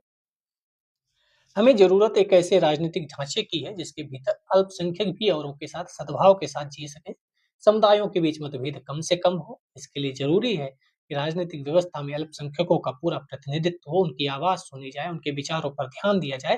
देश के शासन में मुसलमानों की एक सार्थक हिस्सेदारी सुनिश्चित करने के लिए पृथक निर्वाचिका के अलावा और कोई रास्ता नहीं हो सकता। लेकिन सबको पता था कि पृथक निर्वाचिका कितनी खतरनाक हो सकती है। बहादुर को लगता था मुसलमानों की जरूरतों को गैर मुसलमान अच्छी तरह नहीं समझ सकते, ना ही अन्य समुदायों के लोग मुसलमानों का कोई सही प्रतिनिधि चुन सकते हैं, लेकिन ऐसा नहीं था। इस व्यक्ति को तो पहचानते होंगे आप। ये 1946 के जाड़ों में भारतीय नेता इटली के साथ वार्ता करने लंदन गए थे। इन वार्ताओं का कोई नतीजा नहीं निकला। जहाँ गए वहाँ, जैसे आज पाकिस्तान है ना, इनके पूर्वज भी ऐसे थे। कह रहे थे पाकिस्तान दे दो, क्रिप्स से कहा, वेबल से कहा, कैबिनेट मिशन में सोचा पाकिस्तान बनेगा। लंदन भी गए, लियाकत अली, मोहम्मद अली जिन्ना, साथ में बलदेव सिंह भी थे जो अपने पैथिक लॉरेंस थे। तो ये नया थोड़ी पाकिस्तान के साथ है। पहले भी लोग इनको इज्जत नहीं देते थे। ये शायद भारत में होते तो बहुत सुकून से आज भी इनका नाम याद किया जाता कि ये भी भारत की आज़ादी में लड़े थे। लेकिन आज कोई याद करता है क्या? नहीं, इन्हें लगता है कि पाकिस्तान के हर कमरे में, हर ऑफिस में इनकी तस्वीर टंगी होगी। क्या फ़ायदा जब वो देश ही बर्बाद हो रहा है। अगर वो देश भारत में होता तो शायद आज जैसे भारत ग्रोथ कर रहा है वैसे वहाँ भी जगह ग्रोथ कर रही होती। हो सकता है ऊपर बैठे कह रहे हों गलती हो गई। पृथक निर्वाचिका की हिमायत में दिए गए इस बयान से ज्यादातर राष्ट्रवादी भड़क गए, क्योंकि उन्हें पता था पृथक ये शब्द ही बहुत खराब है। पृथक पृथक ही नहीं करना है ना। अब एकता लानी है, पृथक ही नहीं करना। पृथक तो हो चुके, पृथक के चक्कर में ही तो टूट गए। 1909 में पृथक ही तो किया था ब्रिटिशर्स ने, पृथक नहीं करना है। इसके बाद जो गर्मा-गर्म बहस चली, उसमें इस मांग के खिलाफ तरह-तरह के तर्क दिए गए। ज्यादातर राष्ट्रवादियों को लग रहा था पृथक निर्वाचिका की व्यवस्था लोगों को बांटने के लिए अंग्रेजों की चाल थी और सच थी। अंग्रेजों की ही चाल थी। आरवी धुलेकर साहब ने बहादुर को संबोधित करते हुए कहा था, क्या कहा था? अंग्रेजों ने संरक्षण के नाम पर अपना खेल खेला, इसकी आड़ में उन्होंने तुम्हें फुसला लिया है। अब इस आदत को छोड़ दो, अब कोई तुम्हें बहकाने वाला नहीं है। और आप जानते हैं कि कितना अधिकार दे दिया गया अल्पसंख्यकों को उसमें संविधान में, कितने अनुच्छेद दे दिए गए। विभाजन के कारण तो राष्ट्रवादी नेता पृथक निर्वाचिका के प्रस्ताव पर और भड़कने लगे थे, क्योंकि विभाजन हो चुका भाई पृथक पृथक करते हुए। अब नहीं, उन्हें निरंतर गृहयुद्ध, दंगों, हिंसा की आशंका दिखाई देती थी। सरदार पटेल ने कहा कि पृथक निर्वाचिका एक ऐसा विष है जो हमारे देश की पूरी राजनीति में समा चुका है। उनकी राय में यह एक ऐसी मांग थी जिसने एक समुदाय को दूसरे समुदाय से भिड़ा दिया, राष्ट्र के टुकड़े कर दिए, रक्तपात को जन्म दिया, विभाजन का कारण बना। पटेल ने कहा, क्या तुम इस देश में शांति चाहते हो? अगर चाहते हो तो इसे फौरन छोड़ दो। जब दलितों के लिए बात हुई थी कि पृथक निर्वाचन चाहिए, तब भी महात्मा गांधी जी पूरी तरह अड़ गए थे। कहते नहीं, पृथक नहीं, पृथक निर्वाचन नहीं। आप आरक्षण ले लो, आप ज्यादा सीटें ले लो, लेकिन पृथक नहीं। पृथक में ही तो दिक्कत थी। और अगर उस समय महात्मा गांधी जी अड़ते नहीं, तो शायद इस देश की और ज्यादा दुर्दशा होती, क्योंकि पृथक ही नहीं चाहिए, एकता चाहिए, यूनिटी चाहिए। अगर भारत के अंदर एक चीज पूछी जाए, क्यों भारत है? क्योंकि भारत में एकता है। कांग्रेस, भाजपा सबका करियाल लेते हैं लोग, कुछ भी कर ले, लेकिन जब बात भारत की आती है ना, तो सब खड़े होते हैं साथ। सब कहते हैं मैं अपनी सरकार के साथ हूँ, अपने प्रधानमंत्री के साथ हूँ। तब हमें विदेशी लोगों की बातों को जवाब देना आता है। तो कितना भी बड़ा कोई व्यक्ति बोल रहा हो, हम कहते हैं ऐसा है, हमें अपने देश की सरकार पे भरोसा है, अपने हमें अपनी सेना पे भरोसा है। यही भारत है, क्योंकि भारत में पृथक नहीं है अब। अंग्रेज तो चले गए, मगर जाते जाते शरारत का बीज बो गए सरदार वल्लभ भाई पटेल। क्या कहा इन्होंने? इन्होंने कहा यह दोहराने का मतलब ही नहीं है कि हम पृथक निर्वाचिका की मांग इसलिए कर रहे हैं क्योंकि हमारे लिए यही अच्छा है। यह बात हम बहुत समय से सुन रहे हैं, हम सालों से यह सुन रहे हैं, इसी आंदोलन के कारण हम एक विभाजित राष्ट्र हैं। क्या आप मुझे एक स्वतंत्र देश दिखा सकते हैं जहाँ पृथक निर्वाचिका हो? एक भी देश नहीं। अगर आप मुझे दिखा दें तो मैं आपकी बात मान लूँगा, लेकिन अगर इस अभागे देश में विभाजन के बाद भी पृथक निर्वाचिका की व्यवस्था बनाई रखी गई, तो यहाँ जीने का कोई मतलब नहीं होगा। इसलिए मैं कहता हूँ कि यह सिर्फ मेरे भले की बात नहीं, बल्कि आपका भला भी इसी में है कि हम अतीत को भूल जाएँ, एक दिन हम एकजुट हो सकते हैं। अंग्रेज तो चले गए, मगर जाते-जाते शरारत का बीज बो गए। हम इस शरारत को और बढ़ाना नहीं चाहते। सुनिए, सुनिए, जब अंग्रेजों ने यह विचार पेश किया था, तो उन्होंने यह उम्मीद नहीं की थी कि उन्हें इतनी जल्दी भागना पड़ेगा। उन्हें लग रहा था हम विभाजित कर देंगे इन लोगों को, ये आपस में लड़ते रहेंगे, हम मज़ा करते रहेंगे। उन्होंने तो अपने शासन की सुविधा के लिए यह किया था, खैर कोई बात नहीं, मगर अब वे अपनी विरासत पीछे छोड़ गए हैं। अब हम इससे बाहर निकलेंगे या नहीं, यह अपने ऊपर है ना। पृथक निर्वाचिकाओं की मांग को जवाब देते हुए गोविंद वल्लभ पंत, उत्तर प्रदेश, ने ऐलान किया कि यह प्रस्ताव न केवल राष्ट्र के लिए बल्कि अल्पसंख्यकों के लिए भी खतरनाक है। वह बहादुर के इस विचार से सहमत है कि किसी लोकतंत्र की सफलता इस बात पर निर्भर करती है कि समाज के विभिन्न तबकों में और कितना आत्मविश्वास पैदा कर पाती है। उन्हें इस तर्क पर भी कोई आपत्ति नहीं थी कि एक मुक्त देश में प्रत्येक नागरिक के साथ ऐसा आचरण किया जाना चाहिए जिससे न केवल उसकी भौतिक आवश्यकताओं की पूर्ति हो बल्कि उसमें स्वाभिमान का आध्यात्मिक भाव भी पैदा हो। भारत वह देश है जिसमें राष्ट्रपति और उपराष्ट्रपति तक अल्पसंख्यक बन जाता है। पाकिस्तान में नहीं बना अभी तक, बांग्लादेश में नहीं बना, भारत ही है जहाँ बड़े बड़े पदों पर अल्पसंख्यक है, जहाँ लोकतंत्र में संविधान में उनके लिए अलग से बातें कही गई हैं। बहुल समुदाय का यह दायित्व है कि वह अल्पसंख्यकों की समस्याओं को समझे, उनकी आकांक्षाओं को महसूस करे। इसके बावजूद पंत पृथक निर्वाचिका का विरोध कर रहे थे। उनका कहना था यह एक आत्मघाती मांग है जो अल्पसंख्यकों को स्थायी रूप से अलग थलग कर देगी, उन्हें कमजोर बना देगी, शासन में उन्हें प्रभावी हिस्सेदारी नहीं मिलेगी। और सही बात है, आप अगर किसी को ज्यादा देते हैं तो दिक्कत तो होती है दोस्त, घर में दिक्कत होती है, तो यहाँ तो देश था।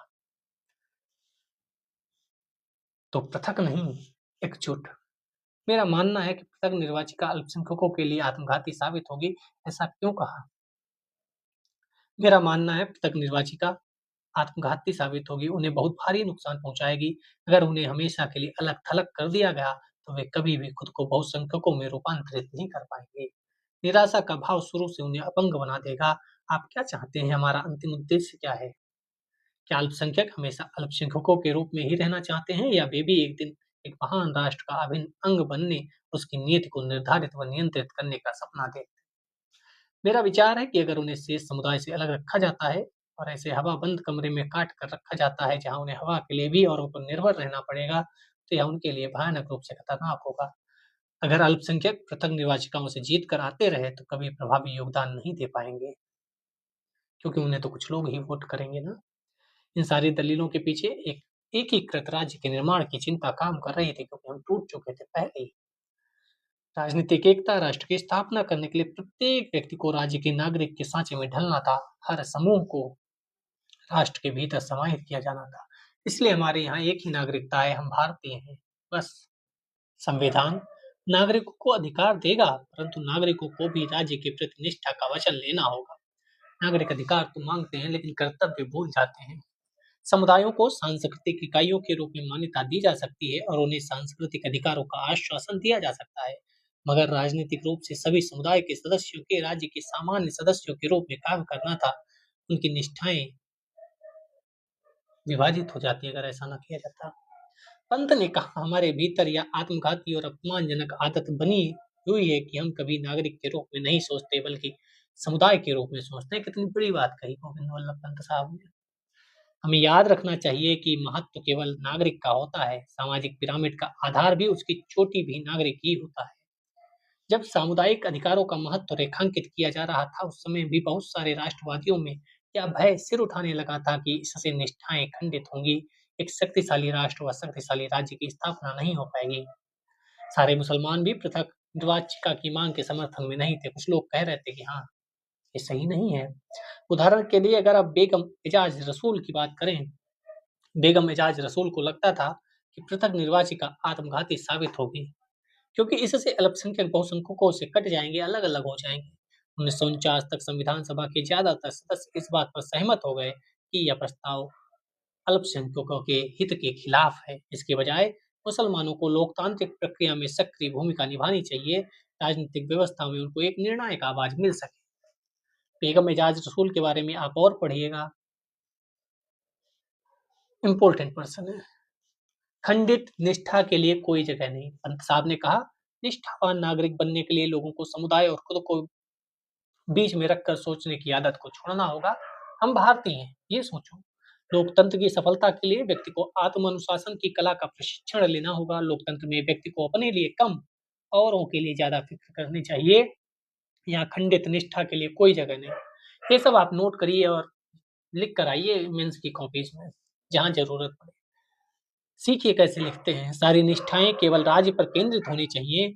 यदि किसी लोकतंत्र में आप प्रतिस्पर्धी निष्ठाएं रख देते हैं या ऐसी व्यवस्था खड़ी कर देते हैं इसमें कोई व्यक्ति या समूह अपने अपव्यय पर अंकुश लगाने की बजाय बृहत्तर अन्य हितों की जगह की परवाह नहीं करता, तो ऐसे लोकतंत्र का डूबना निश्चित है।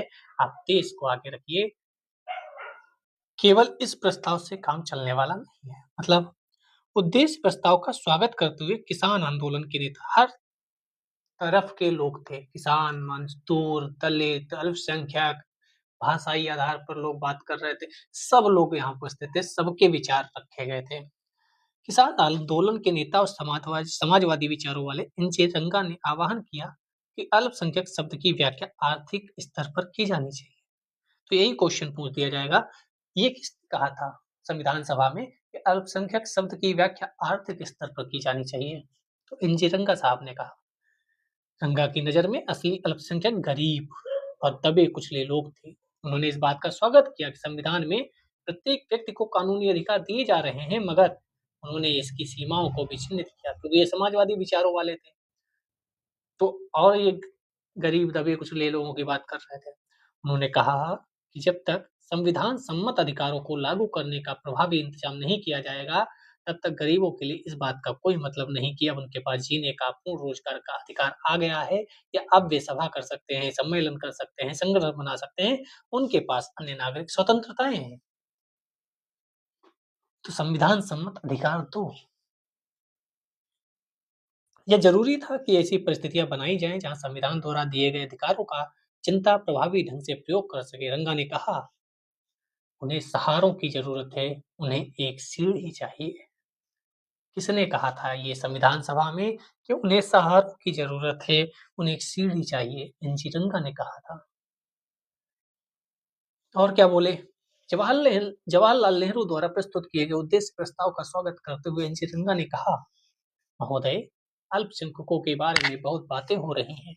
असली अल्पसंख्यक कौन है? तथाकथित पाकिस्तानी प्रांतों में रहने वाले हिंदू, सिख, यहाँ तक मुसलमान भी अल्पसंख्यक नहीं हैं। जी नहीं, असली अल्पसंख्यक इस देश की जनता है।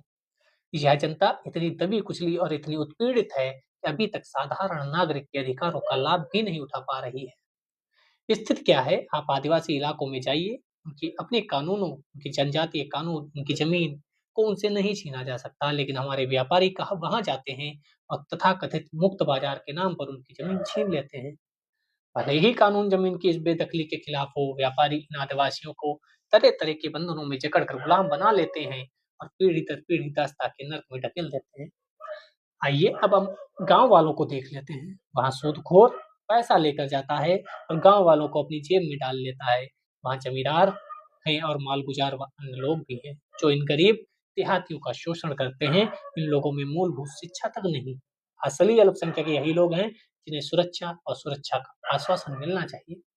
उन्हें आवश्यक सुरक्षा प्रदान करने के लिए केवल इस प्रस्ताव में से काम चलने वाला नहीं है। कितने बढ़िया-बढ़िया विचार व्यक्त किए जा रहे थे, सोचो आप। दृश्य देखो संविधान सभा का। रंगा ने आम जनता और संविधान सभा में उसके प्रतिनिधित्व का दावा करने वालों के बीच मौजूद विशाल खाई की ओर ध्यान आकर्षित कराया। उन्होंने कहा, हम किसका प्रतिनिधित्व कर रहे हैं?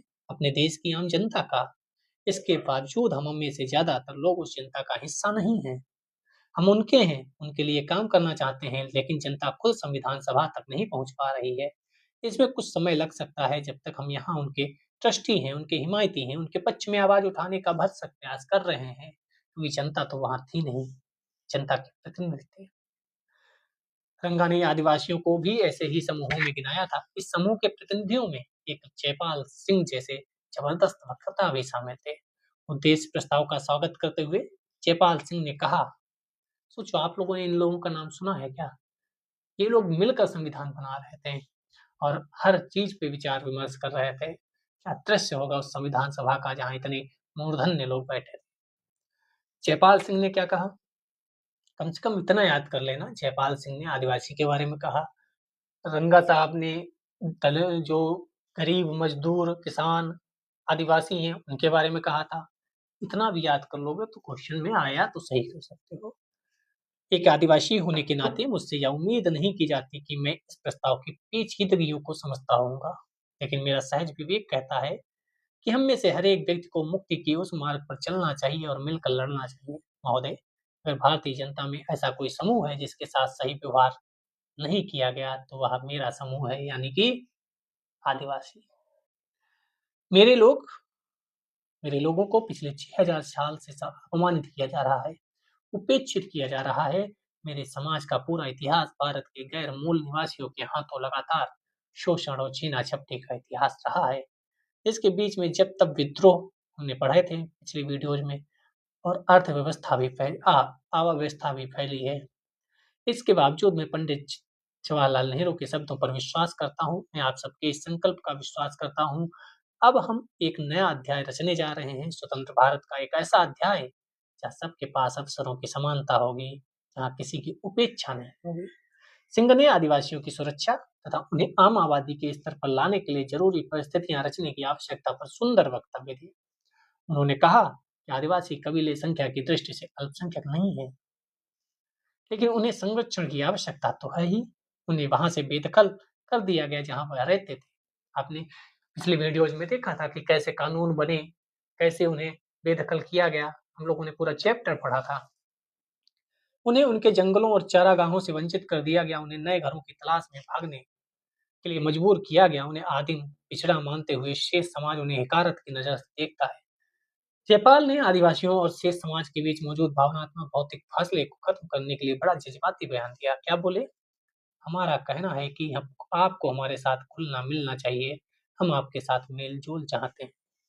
मतलब इसमें यह दर्द छपा था कि आप हमें अपना नहीं मानते। आप मतलब जो आम जनता है वह आदिवासियों को मिलना नहीं चाहती, आदिवासियों को अपना नहीं चाहती। उन्हें लगता है कि आदिवासी कोई अलग है। वह जंगल में रहते हैं, वह पहाड़ों पर रहते हैं, लेकिन वह हैं तो आप जैसे ही। जयपाल सिंह पृथक निर्वाचिका के हक में नहीं थे, लेकिन उनको यह भी लगता था विधायिका में आदिवासियों को प्रतिनिधित्व प्रदान करने के लिए सीटों के आरक्षण की व्यवस्था जरूरी है। उन्होंने कहा कि इस तरह औरों को आदिवासियों की आवाज सुनने और उनके पास आने के लिए मजबूर किया जा सकेगा। अब आएंगे अंबेडकर साहब। हमें हजारों साल तक दबाया गया। संविधान में दमित जातियों के अधिकारों को किस तरह परिभाषित किया जाए? राष्ट्रीय आंदोलनों के दौरान अंबेडकर साहब ने दमित जातियों के लिए पृथक निर्वाचिकाओं की मांग की थी, जिसका महात्मा गांधी ने यह कहते हुए विरोध किया था कि ऐसा करने से ये समुदाय स्थायी रूप से समाज से कट जाएगा। संविधान सभा इस विवाद को कैसे हल कर सकती थी? दमित जातियों को किस तरह की सुरक्षा दी जा सकती थी? मैंने अभी बताया था कि महात्मा गांधी जी अड़ गए थे कि नहीं साहब, पृथक निर्वाचन तो नहीं। दमित जातियों के कुछ सदस्यों का आग्रह था कि अस्पृश्यों की समस्या को केवल संरक्षण और बचाव के जरिए हल नहीं किया जा सकता। उनकी अपंगता के पीछे जाति विभाजित समाज के सामाजिक कायदे कानूनों और नैतिक मूल्य मान्यताओं का हाथ है। समाज ने उनकी सेवाओं और श्रम का इस्तेमाल किया है, परंतु उन्हें सामाजिक तौर पर खुद से दूर रखा है। अन्य जातियों के लोग उनके साथ घुलने मिलने से कतराते हैं, उनके साथ खाना नहीं खाते, उन्हें मंदिरों में नहीं जाने दिया जाता। मद्रास के एक सदस्य थे जे नागप्पा। उन्होंने कहा था, हम सदा कष्ट उठाते रहे हैं, पर अब और कष्ट उठाने को तैयार नहीं है। हमें अपनी जिम्मेदारियों का एहसास हो गया है। हमें मालूम है कि अपनी बात कैसे मनवानी है। नागप्पा ने कहा कि संख्या की दृष्टि से हरिजन अल्पसंख्यक नहीं है। आबादी में उनका हिस्सा 20-25% है। उनकी पीड़ा का कारण यह है कि उन्हें बाकायदा समाज व राजनीति के हाशिए पर रखा गया है। उसका कारण उनकी संख्यात्मक महत्वहीनता नहीं है। उनके पास ना तो शिक्षा तक पहुंच थी और ना ही शासन में हिस्सेदारी। सवर्ण बहुमत वाली संविधान सभा को संबोधित करते हुए मध्य प्रांत के श्री के.जे. खांडेलकर ने कहा था, हमें हजारों सालों तक दबाया गया है। दबाया गया, इस हद तक दबाया गया कि हमारे दिमाग, हमारी देह काम नहीं करती, और अब हमारा हृदय भी भाव शून्य हो चुका है। ना ही हम आगे बढ़ने के लायक रह गए हैं। यही हमारी स्थिति है। हम अपनी सामाजिक अक्षमताओं को हटाना चाहते हैं। ये किसने कहा? ये मद्रास के दक्षायणी विलायुधान की दलील थी कि हमें सब तरह की सुरक्षाएं नहीं चाहिए। इस देश के कमजोरों को नैतिक सुरक्षा का आवरण चाहिए। मैं यह नहीं मान सकती कि 7 करोड़ हरिजनों को अल्पसंख्यक माना जा सकता है। जो हम चाहते हैं यह है हमारी सामाजिक अपंगताओं का फौरन खात्मा। हंसा मेहता साहब थे बम्बई की सॉरी हंसा मेहता बम्बई की हंसा मेहता ने महिलाओं के लिए न्याय की मांग की, आरक्षित सीटों की नहीं। उन्होंने न्याय की मांग की, आरक्षित सीटों की नहीं मांग की, और ना ही पृथक चुनाव क्षेत्र की मांग की। हमने विशेषाधिकार कभी नहीं मांगे। हमने सामाजिक न्याय, आर्थिक न्याय, राजनीतिक न्याय की मांग की है। हमने उस बराबरी की मांग की है जिसके बिना पारस्परिक आदर और समझ नहीं बन सकती, जिसके बिना पुरुष और महिला के बीच वास्तविक सहयोग संभव नहीं है। अगर देखा जाए तो हर समुदाय से, हर वर्ग से, हर तरीके के लोग उपस्थित थे, अपने विचार रख रहे थे। बंटवारे की हिंसा के बाद अम्बेडकर तक ने पृथक निर्वाचिका की मांग छोड़ दी थी। संविधान सभा ने अंततः यह सुझाव दिया कि अस्पृश्यता का उन्मूलन किया जाए, हिंदू मंदिरों को सभी जातियों के लिए खोल दिया जाए, निचली जातियों को विधायिकाओं और सरकारी नौकरियों में आरक्षण दिया जाए। बहुत सारे लोगों का मानना था इससे भी सारी समस्याएं हल नहीं हो पाएंगी। सामाजिक भेदभाव को केवल संवैधानिक कानून पारित करके खत्म नहीं किया जा सकता, समाज की सोच में बदलाव लाना होगा। परंतु लोकतांत्रिक जनता ने इन प्रावधानों का स्वागत किया। सही बात भी है, लोगों की सोच में बदलाव आना चाहिए। बदलाव तब आता है जब शिक्षा पूरी होती है, शिक्षा आवश्यक है। अब राज्य की शक्तियां, तो संविधान सभा में इस बात पर काफी बहस हुई कि केंद्र सरकार और राज्य सरकारों के क्या अधिकार होने चाहिए। क्या केंद्र ज्यादा ताकतवर हो या अलग अलग राज्य का ताकतवर हो, इस पर भी विचार हुआ। जो लोग शक्तिशाली केंद्र के पक्ष में थे उनमें जवाहरलाल नेहरू भी थे। यह भी चाहते थे कि केंद्र को थोड़ा शक्तिशाली रखना चाहिए। संविधान सभा के अध्यक्ष के नाम लिखे पत्र में उन्होंने कहा था, अब जबकि विभाजन एक हकीकत बन चुका है, एक दुर्बल केंद्रीय शासन की व्यवस्था देश के लिए हानिकारक होगी, क्योंकि ऐसा केंद्र शांति स्थापित करने में, आम सरोकारों के बीच समन्वय स्थापित करने में, अंतर्राष्ट्रीय स्तर पर पूरे देश के लिए आवाज उठाने में सक्षम नहीं है। केंद्र इसलिए भी महत्वपूर्ण है शक्तिशाली होना, क्योंकि कोई भी राज्य अपने आप को स्वतंत्र न साबित करने लगे, कोई भी राज्य अपने आप को देश से अलग ना कहने लगे, कोई समुदाय अपने आप को देश से अलग ना कहना लग शुरू कर दे, क्योंकि पहले ही विभाजन हो चुका है। इसलिए सब चाहते थे, सब क्या कुछ लोग, कि केंद्र को शक्तिशाली बनाया जाना चाहिए। संविधान के मसौदे में विषयों की 3 सूचियां बनाई गई। आप जानते हैं 1935 में भी 3 सूचियां थी, केंद्रीय सूची, राज्य सूची, समवर्ती सूची। तो केंद्रीय सूची के विषयों पर केंद्र सरकार बनाएगी कानून, राज्य सूची पर राज्य सरकार बनाएगी कानून, और समवर्ती सूची पर दोनों कानून बनाएंगी। पहली की विषय पहली सूची के विषय पर केवल केंद्र सरकार के अधीन थी, दूसरी सूची केवल राज्य के अधीन थी, तीसरी राज्य और केंद्र दोनों की साझा जिम्मेदारी थी। कुछ अवशिष्ट शक्तियां थी जो लिखी नहीं गई थी, वह सब केंद्र सरकार के हिस्से आई। परंतु अन्य संघों की तुलना में बहुत ज्यादा विषयों को केवल केंद्रीय नियंत्रण में रखा गया था। समवर्ती सूची में भी प्रांतों की इच्छाओं की उपेक्षा करते हुए बहुत ज्यादा विषय रखे गए थे। खनिज पदार्थों तथा प्रमुख उद्योगों पर केंद्र सरकार को ही नियंत्रण दिया गया। अनुच्छेद 356 में गवर्नर की सिफारिश पर केंद्र सरकार को राज्य सरकार के सारे अधिकार अपने हाथ में लेने का अधिकार है, जिसे राष्ट्रपति शासन कहते हैं। इससे भी केंद्र सरकार कहीं ना कहीं ताकतवर बनती है। संविधान में राजकोषीय संघवाद की भी एक जटिल व्यवस्था बनाई गई। कुछ कर जैसे टैक्स हैं, सीमा शुल्क, कंपनी कर से होने वाली सारी आय केंद्र सरकार के पास रखी गई। अन्य मामलों में जैसे आयकर, आबकारी शुल्क, राज्य और केंद्र दोनों आपस में बांट लेते थे। कुछ अन्य थे, जैसे राज्य के कुछ शुल्क थे वह राज्यों को सौंप दिए गए। जब से जीएसटी आया है तब से कई शुल्क खत्म कर दिए गए, कई कर खत्म कर दिए गए। अब जो टैक्स आता है जीएसटी के थ्रू, वही बंटवारा होता है केंद्र और राज्य के बीच। राज्य सरकार को अपने स्तर पर भी कुछ अधिभार और कर वसूलने का अधिकार था। उदाहरण के लिए अगर बात करें, उस समय जमीन और संपत्ति कर, बिक्री कर, बोतलबंद शराब पर अलग से कर वसूले जाते थे। इसीलिए शराब बंद करना किसी भी राज्य के लिए बहुत बड़ी जो राजस्व की मांग है वह खत्म होने के बराबर होता है। बहुत ज्यादा पैसे का हानि होता है सरकारी खजाने से। तो सभी लोग शराब बंद नहीं कर पाते, सभी राज्य बंद नहीं कर पाते। गुजरात में बंद है, बिहार में बंद है। केंद्र बिखर जाएगा। क्यों? राज्यों के अधिकारों की सबसे शक्तिशाली हिमायत मद्रास के संतनम ने पेश की। तमिलनाडु आज भी बहुत ज्यादा उग्र तरीके से ये कहता है कि केंद्र के पास ज्यादा शक्तियां हैं, राज्यपाल अपना दबाव करते रहते हैं। तो ये दो तीन, अब जब केंद्र में और राज्य में अलग अलग सरकारें होती हैं तब भी ये विचार और ज़्यादा तेज़ी से उठते हैं। जैसे तमिलनाडु में भाजपा की सरकार नहीं है, हिमाचल में, पश्चिम बंगाल में भाजपा की सरकार नहीं है, तो वहाँ से ऐसी ही बातें उठती हैं। उन्होंने कहा कि न केवल राज्यों को बल्कि केंद्र को मजबूत बनाने के लिए भी शक्तियों का पुनर्वितरण जरूरी है। यह दलील एक जिद सी बन गई है कि तमाम शक्तियां केंद्र को सौंप देने से वह मजबूत हो जाएगा, ऐसा नहीं है।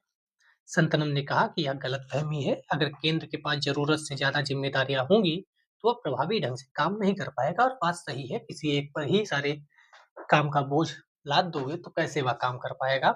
तो कुछ दायित्वों में कमी करने से, उन्हें राज्यों को सौंप देने से केंद्र ज्यादा मजबूत होगा।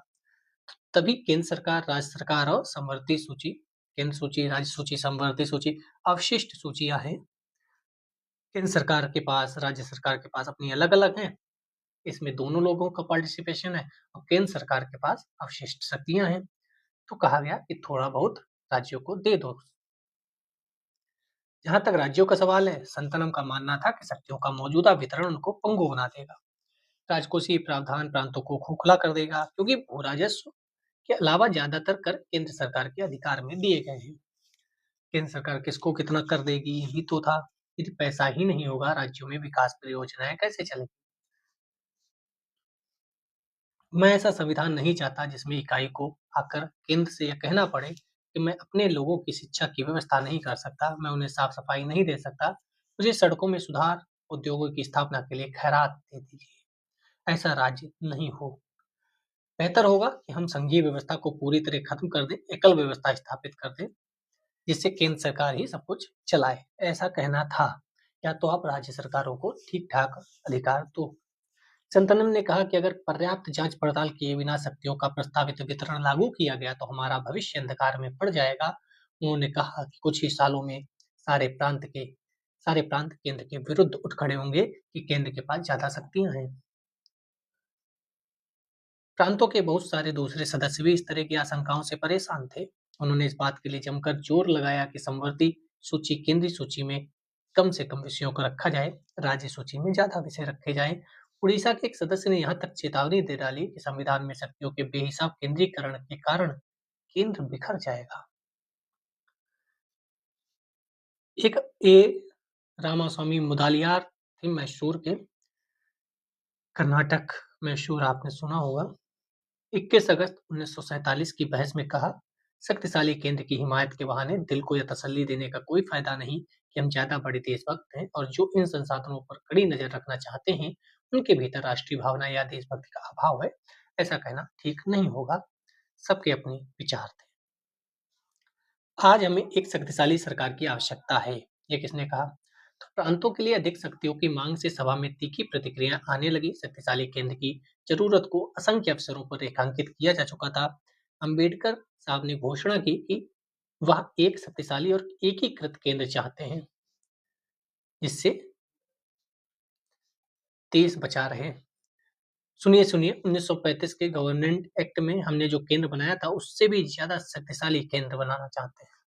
सड़कों पर हो रही जिस हिंसा के कारण देश टुकड़े टुकड़े हो रहा था, उसका हवाला देते हुए बहुत सारे सदस्यों ने बार बार यह कहा कि केंद्र की शक्तियों में भारी इजाफा होना चाहिए, ताकि वह सांप्रदायिक हिंसा को रोक सके। प्रांतों के लिए अधिक शक्तियों की मांग का जवाब देते हुए गोपाल स्वामी अय्यर ने जोर देकर कहा कि केंद्र ज्यादा से ज्यादा मजबूत होना चाहिए। तो किसने केंद्र को मजबूत होने की बात कही, किसने राज्यों को मजबूत करने की बात कही, यह सब क्वेश्चन बन सकते हैं। संयुक्त प्रांत के एक सदस्य थे बालकृष्ण शर्मा, ने विस्तार से इस बात पर प्रकाश डाला कि एक शक्तिशाली केंद्र का होना जरूरी है, ताकि वह देश के हित में योजना बना सकें, उपलब्ध आर्थिक संसाधनों को जुटा सकें, एक उचित शासन व्यवस्था स्थापित कर सकें और देश को विदेशी आक्रमण से बचा सकें। इसलिए आवश्यक है शक्तिशाली केंद्र। अगर शायद पाकिस्तान ना टूट कर बनता, बांग्लादेश जो उसमें पूर्वी पाकिस्तान था ना बनता, तो शायद केंद्र को कम शक्तियां दी भी जा सकती थी। लेकिन जब टूट गया देश, तब यह जरूरत और महसूस हुई कोई आप केंद्र को ज्यादा ताकतवर बनाए, जिससे अब टूटे ना देश। विभाजन से पहले कांग्रेस ने प्रांतों को काफी स्वायत्तता देने पर अपनी सहमति व्यक्त की थी। इन्होंने जब विभाजन नहीं हुआ था उससे पहले स्वायत्तता की बात करते थे कि प्रांतों को स्वायत्तता दो, प्रांतों को स्वायत्तता दो, क्योंकि केंद्र में तब ब्रिटिश थे। लेकिन अब सरकार भारत की ब्रिटिश होने वाली है केंद्र में और देश विभाजित हो गया है, तभी ये लोग कह रहे थे कि अब केंद्र में ज़्यादा शक्तियाँ होनी चाहिए। कुछ हद तक यह मुस्लिम लीग को इस बात का भरोसा दिलाने की कोशिश थी कि जिन प्रांतों में लीग की सरकार बनी है, वहाँ दखल-अंदाज़ी नहीं की जाएगी। बँटवारे को देखने के बाद ज़्यादातर राष्ट्रवादियों की राय बदल चुकी थी। वही बँटवारा हो गया ना, तभी ज़्यादा दिक्कत थी। उनका कहना था कि अब एक विकेंद्रीकृत संरचना के लिए पहले जैसे राजनीतिक दबाव नहीं बचे हैं। औपनिवेशिक शासन द्वारा थोपी गई एकल व्यवस्था पहले से ही मौजूद थी। उस जमाने में हुई घटनाओं से केंद्रीयतावाद को बढ़ावा मिला, जैसे अब अफरा-तफरी में अंकुश लगाने तथा देश के आर्थिक विकास की योजना बनाने के लिए और भी जरूरी माना जाने लगा। इस प्रकार संविधान में भारतीय संघ के घटक राज्यों के अधिकारों की तुलना में केंद्र के अधिकारों की ओर स्पष्ट झुकाव दिखाई देता है। तो आप समझ गए होंगे केंद्र को शक्तिशाली क्यों बनाया जा रहा था। कौन कह रहा था शक्तिशाली बनाना, कौन कह रहा था कि राज्यों को ज्यादा शक्तियां दो। अब बात करें तो राष्ट्र की भाषा में, भाषा पर भी बहुत वाद विवाद हुआ था। भाषा भी बहुत ही महत्वपूर्ण चर्चाएं हुई थी भाषा पर। तो पढ़ते हैं राष्ट्र की भाषा। जब एक देश के विभिन्न भागों में लोग अलग-अलग भाषाएं बोलते हों, उनकी सांस्कृतिक विरासत अलग हो, तो एक राष्ट्र का निर्माण कैसे किया जा सकता है? कैसे लोग एक दूसरे की बात सुन सकते हैं या एक दूसरे से जुड़ सकते हैं, जबकि वे एक दूसरे की भाषा भी नहीं जानते, न समझते हैं। संविधान सभा में भाषा के मुद्दे पर कई महीनों तक बहस चली, कई बार काफी तनातनी पैदा हो गई।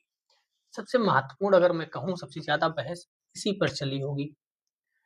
30 के दशक तक कांग्रेस ने यह मान लिया था कि हिंदुस्तानी को राष्ट्रीय भाषा का दर्जा दिया जाए। हिंदुस्तानी, ये भाषा का ध्यान रखना, हिंदुस्तानी भाषा। महात्मा गांधी का मानना था कि हर एक को एक ऐसी भाषा बोलनी चाहिए जिसे लोग आसानी से समझ सकें, यानी कि पूरे भारत में एक ऐसी भाषा हो जिसे सब समझ सकें। किसको रखोगे? तो कुछ लोगों ने कहा जिसको ज्यादा लोग बोलते हो उसी को रख लो। बाकी लोग नहीं मान रहे थे। हिंदी और उर्दू के मेल से बनी हिंदुस्तानी भारतीय जनता के बहुत बड़े हिस्से की भाषा थी। यही जो मैंने बोला, विविध संस्कृतियों के आदान प्रदान से समृद्ध हुई एक साझी भाषा थी। जैसे जैसे समय बीता, बहुत तरह के स्रोतों से नए नए शब्द अर्थ इसमें समाते गए। उसे विभिन्न क्षेत्रों के बहुत सारे लोग समझने लगे। महात्मा गांधी को लगता था कि यह बहुत सांस्कृतिक भाषा विविध समुदायों के बीच संचार की आदर्श भाषा हो सकती है। हिंदुओं मुसलमानों को, उत्तर दक्षिण के लोगों को एकजुट कर सकती है। लेकिन 19वीं सदी के आखिर से एक भाषा के रूप में हिंदुस्तानी धीरे धीरे बदल रही थी। जैसे जैसे सांप्रदायिक टकराव गहरे होते जा रहे थे, हिंदी और उर्दू एक दूसरे से दूर जा रही थी। एक तरफ तो फारसी और अरबी मूल के सारे शब्दों को हटाकर हिंदी को संस्कृतनिष्ठ बनाने की कोशिश की जा रही थी, तो दूसरी तरफ उर्दू लगातार फारसी के नजदीक होती जा रही थी। नतीजा यह हुआ कि भाषा भी धार्मिक पहचान की राजनीति का हिस्सा बन गई, लेकिन हिंदुस्तानी के साझा में चरित्र में महात्मा गांधी की आस्था कम नहीं हुई। क्योंकि हिंदुस्तानी हिंदी के ज्यादा शब्द और उर्दू के एक आध शब्द से मिलकर बनी थी। हिंदी वाले लोग कह रहे थे नहीं, उर्दू नहीं, हम हिंदी अकेली संस्कृत निष्ठ हो जाए वह बढ़िया है। और जो उर्दू वाले थे वह उधर निकल गए। तो यहाँ भी पूरी तरीके से हिंदुस्तानी सही से नहीं चल पाई। तो बाकी लोग कैसे ही मानते। राष्ट्रीय भाषा की क्या विशेषताएं होनी चाहिए? वर्तमान समय में राष्ट्रीय भाषा हिंदी नहीं है, यह भी ध्यान रखना, क्योंकि कई लोग राष्ट्रीय भाषा कह देते हैं, नहीं है। अपनी मृत्यु से कुछ माह पहले महात्मा गांधी ने भाषा के प्रश्न पर अपने विचार को दोहराते हुए कहा था, यह हिंदुस्तानी ना तो संस्कृतनिष्ठ हिंदी होनी चाहिए, ना ही फारसी-निष्ठ उर्दू होनी चाहिए। यह दोनों का सुंदर मिश्रण होना चाहिए। शब्द खुलकर उधार लेने चाहिए क्षेत्रीय भाषाओं से। मेन बात क्या है, जो बोली जा रही है वही हिंदुस्तानी कह दी गई।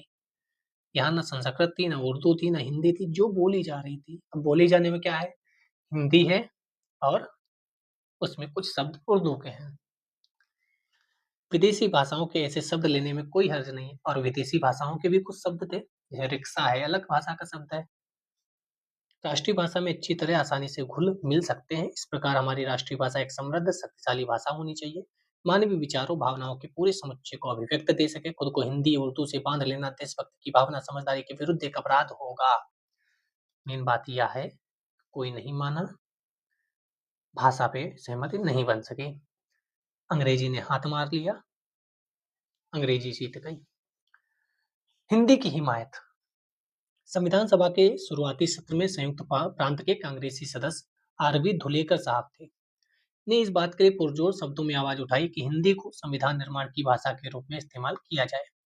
जब किसी ने कहा कि सभा के सभी सदस्य हिंदी नहीं समझते, तो धुलेकर ने पलट कर कहा कि इस सदन में जो लोग भारत का संविधान रचने बैठे हैं और हिंदुस्तानी नहीं जानते, वे इस सभा की सदस्यता के पात्र नहीं हैं, उन्हें चले जाना चाहिए।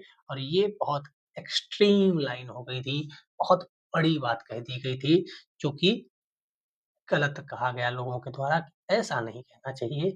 जो हिंदुस्तानी नहीं जानते, यानी हिंदी नहीं जानते, वह क्या देश के नागरिक नहीं है? उन्होंने देश के आंदोलन में पार्टिसिपेट नहीं किया क्या? जब इन टिप्पणियों के कारण सभा में हंगामा खड़ा हुआ, तो धुलेकर हिंदी में अपना भाषण देते रहे। जवाहरलाल नेहरू के हस्तक्षेप के चलते आखिरकार सदन में शांति बहाल हुई, लेकिन भाषा का सवाल अगले 3 साल तक बार बार कार्रवाइयों में बाधा डालता रहा, सदस्यों को उत्तेजित करता रहा। तकरीबन 3 साल बाद 12 सितंबर 1947 को राष्ट्र की भाषा के सवाल पर धुलेकर के भाषण ने एक बार फिर तूफान खड़ा कर दिया। यहाँ पर 3 साल या तो गलत होगा या 1947 गलत होगा। यहाँ पर कुछ तो मिसप्रिंट है, ठीक है। छोड़ो, डेट का वैसे भी इम्पोर्टेंस नहीं है, आप कॉन्सेप्ट, आप कहानी को समझिए। धुलेकर के भाषण ने एक फिर तूफान खड़ा कर दिया। तब तक संविधान सभा की भाषा समिति अपनी रिपोर्ट पेश कर चुकी थी। समिति ने राष्ट्रीय भाषा के सवाल पर हिंदी की समर्थकों और विरोधियों के बीच पैदा हुए गतिरोध को तोड़ने के लिए एक फार्मूला विकसित किया। बहुत इंपॉर्टेंट फार्मूला है। समिति ने सुझाव दिया कि देवनागरी लिपि में लिखी हिंदी भारत की राजकीय भाषा होगी, ना कि राष्ट्रीय। हिंदी राजकीय भाषा होगी, कामकाज की भाषा होगी, ऑफिशियल लैंग्वेज होगी, राष्ट्रभाषा नहीं होगी। परंतु इस फार्मूले को समिति ने घोषित नहीं किया था। समिति का मानना था कि हिंदी को राष्ट्रभाषा बनाने के लिए हम धीरे धीरे आगे बढ़ना चाहेंगे।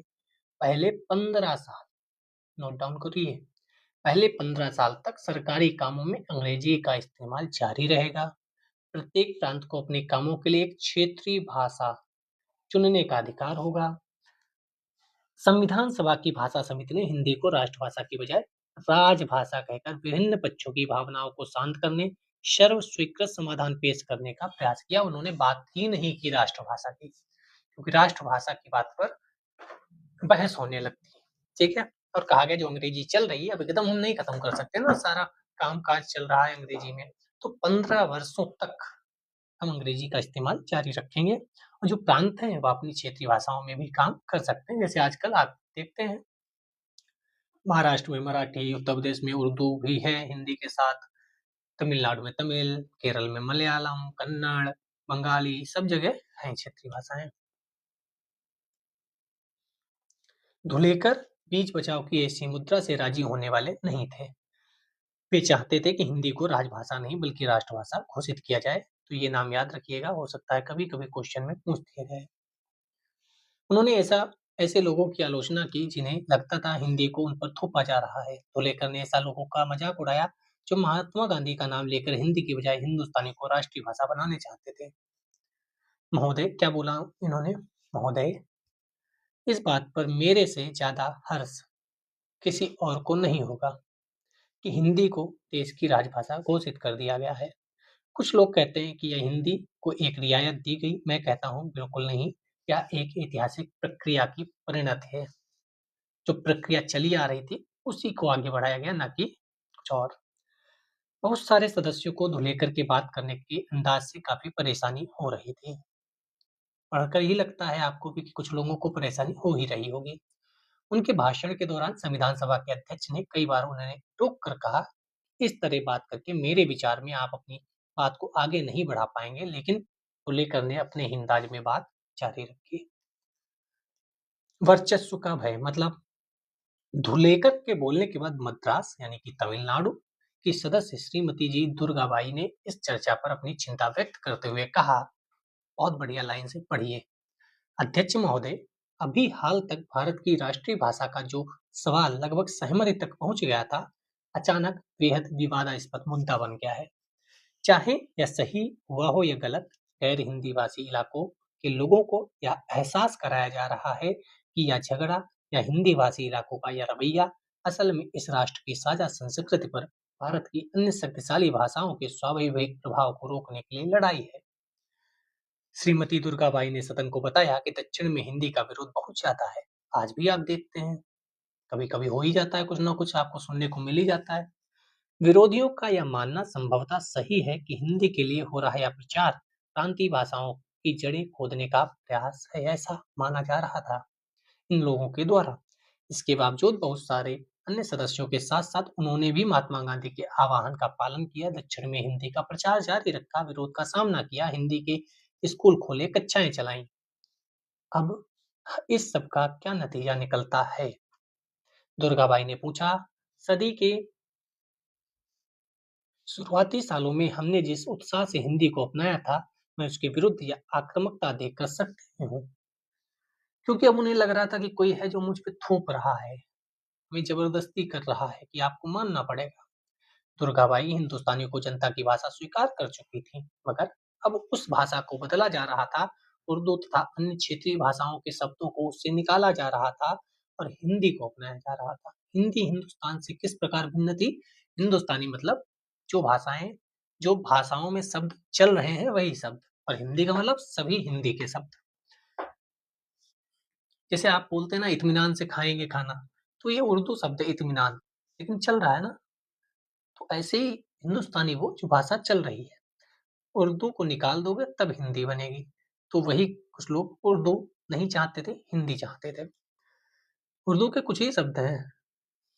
उनका मानना था कि हिंदुस्तानी के समावेशी और साझा रूप को कमजोर करने वाले किसी की भी कदम से विभिन्न भाषाई समूहों के बीच बेचैनी और भय पैदा होना निश्चित है। जैसे जैसे चर्चा तीखी होती गई, बहुत सारे सदस्यों ने परस्पर समायोजन व सम्मान की भावना का आह्वान किया। बम्बई के एक सदस्य थे श्री शंकर राव देव। उन्होंने कहा कि कांग्रेसी तथा महात्मा गांधी का अनुयायी होने के नाते वे हिंदुस्तानी को राष्ट्र की भाषा के रूप में स्वीकार कर चुके हैं, परंतु उन्होंने चेतावनी देते हुए कहा, अगर आप हिंदी के लिए दिल से समर्थन चाहते हैं तो आपको ऐसा कोई कदम नहीं उठाना चाहिए जिससे मेरे भीतर संदेह पैदा हो और मेरी आशंकाओं को बल मिले। ये कहाँ से थे? बम्बई। कहाँ लिखा है? ये बम्बई। बम्बई मतलब महाराष्ट्र, मराठी। मद्रास के श्री टी ए रामलिंगम चेट्टियार ने इस बात पर जोर दिया कि जो कुछ भी किया जाए, एहतियात के साथ किया जाए। यदि आक्रामक होकर काम किया गया तो हिंदी का कोई भला नहीं हो पाएगा। चाहे लोगों के भय निराधार हों, उसको शांत किया जाना चाहिए, वरना लोगों में गहरी कड़वाहट रह जाएगी। उन्होंने कहा, जब हम साथ रहना चाहते हैं, एकीकृत राष्ट्र की स्थापना करना चाहते हैं, तो परस्पर समायोजन होना चाहिए, लोगों पर चीजें थोपने का सवाल नहीं उठना चाहिए। सही बात है। निष्कर्ष क्या निकला? भारतीय संविधान गहन विवादों पर चर्चाओं से गुजरते हुए बना। कई प्रावधान लेन-देन की प्रक्रिया के जरिए बनाए गए थे। उन पर सहमति तब बन गई जब सदस्यों ने दो विरोधी विचारों के बीच जमीन तैयार कर ली।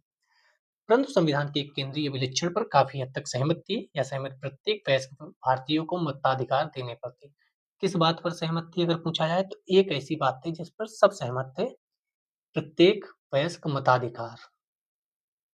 एक उम्र डिसाइड करो, उसके ऊपर के जो भी महिला, पुरुष, अमीर, गरीब, कोई भी हो, सबको वोट देने का अधिकार है। इसके पीछे एक खास किस्म का भरोसा रहा जिसके पूर्व उदाहरण अन्य देश के इतिहास में नहीं थे। कहीं भी आजादी मिलते ही सबको वोट देने का अधिकार नहीं मिला था। दूसरे लोकतंत्रों में पूर्ण वयस्क मताधिकार धीरे धीरे कई चरणों से गुजरते हुए लोगों को मिला था। अब संयुक्त राज्य अमेरिका, यूनाइटेड किंगडम जैसे देशों में शुरू शुरू में मताधिकार केवल संपत्ति रखने वाले पुरुषों को दिया गया, फिर पढ़े लिखे पुरुषों को इस विशेष वर्ग में शामिल किया गया। लंबे व कठिन संघर्षों के बाद श्रमिकों को, किसानों को, पुरुषों को, श्रमिक किसान वो भी पुरुष, महिलाओं को तो बहुत बाद में जाकर वोट देने का अधिकार मिला। हमारे संविधान का दूसरा महत्वपूर्ण विलक्षण था धर्मनिरपेक्षता पर बल। संविधान की प्रस्तावना में धर्मनिरपेक्षता के गुण तो नहीं गाए थे, परंतु संविधान व समाज को चलाने के लिए भारतीय संदर्भों में उसके मुख्य विलक्षणों का जिक्र आदर्श रूप में किया गया था। ऐसा मूल अधिकारों की श्रृंखला को रचने के जरिए किया गया। विशेषकर आप देखते हैं, धार्मिक स्वतंत्रता अनुच्छेद 25-28 यानी कि 25, 26, 27, 28 में दी गई। सांस्कृतिक व शैक्षणिक अधिकार 29-30 में दिए गए। समानता का अधिकार 14, 16, 17 में दिया गया। इन सभी ने राज्य सभी धर्मों के प्रति समान व्यवहार की गारंटी लेता है, हितैषी संस्थाएं बनाई, रखने का अधिकार भी दिया गया। आपको विभिन्न धार्मिक समुदायों से दूर रखने की कोशिश की और अपने स्कूल व कॉलेज में अनिवार्य धार्मिक शिक्षा पर रोक लगा दी गई। सरकार ने रोजगार में धार्मिक भेदभाव को अवैध ठहराया, लेकिन दूसरी ओर धार्मिक समुदाय से जुड़े सामाजिक सुधार कार्यक्रमों के लिए कुछ कानूनी गुंजाइश भी रखती। इसी वजह से अस्पृश्यता पर कानूनी रोक लगाई गई। इसी कारण से व्यक्तिगत एवं पारिवारिक कानूनों में परिवर्तन हो पाए। भारतीय राजनीतिक धर्मनिरपेक्षता में राज्य व धर्म के बीच पूर्ण विच्छेद नहीं रहा। पूरी तरीके से अलग नहीं है। जहाँ-जहाँ धर्म कुछ ऐसे काम करेगा, जो लॉ एंड ऑर्डर को परेशान करेंगे, जो अन्य तरीके से परेशान करेंगे, वहाँ पर राज्य आएगा, कानून आएगा। हमने दोनों के बीच एक विवेकपूर्ण फासला बनाने की कोशिश की। संविधान सभा के विवादों से हमें यह समझ आती है कि संविधान के निर्माण में कैसी-कैसी विरोधी आवाजें उठी और कैसी-कैसी मांगे की गईं। ये चर्चाएँ हमें उन आदर्शों, सिद्धांतों के बारे में बताती हैं जिनका जिक्र संविधान के निर्माताओं ने किया, परंतु इन विवादों को समझने से हमें याद रखना चाहिए आदर्शों को विशेष संदर्भों के मुताबिक बदला गया। इसके अलावा ऐसा भी हुआ कि सभा के कुछ सदस्यों ने 3 वर्षों में हुई चर्चाओं के साथ-साथ अपने विचार ही बदल डाले। कुछ लोगों को इतनी ज्ञान की प्राप्ति हुई कि उनके विचार बदल गए। समय के साथ होता है। कुछ सदस्यों ने दूसरों के तर्कों के प्रकाश में अपनी समझ बदली, खुले दिल दिमाग से काम किया। कुछ अन्य सदस्यों ने आसपास की घटनाओं को देखते हुए अपने विचार बदल लिए। कहने का मतलब है, इस समय में कई लोगों के विचार बदले। संविधान सौंपते हुए बी आर अम्बेडकर और राजेंद्र प्रसाद एक दूसरे को बधाई देते हुए संविधान बन गया, एक दूसरे को बधाई दे रहे हैं। ये क्रोनोलॉजी बहुत इंपॉर्टेंट है। ये पेज काल रेखा लास्ट में जो दी होती है एनसीईआरटी में, बहुत इंपॉर्टेंट है। 1945 तो 26 जुलाई इंपॉर्टेंट है। ब्रिटेन में लेबर पार्टी की सरकार सत्ता में आती है और दिसंबर जनवरी में भारत में आम चुनाव होते हैं। फिर 1946 में 16 मई बहुत इंपॉर्टेंट है, कैबिनेट मिशन अपनी संवैधानिक योजना की घोषणा करता है। 16 जून मुस्लिम लीग कैबिनेट मिशन की संवैधानिक योजना पर स्वीकृति देती है।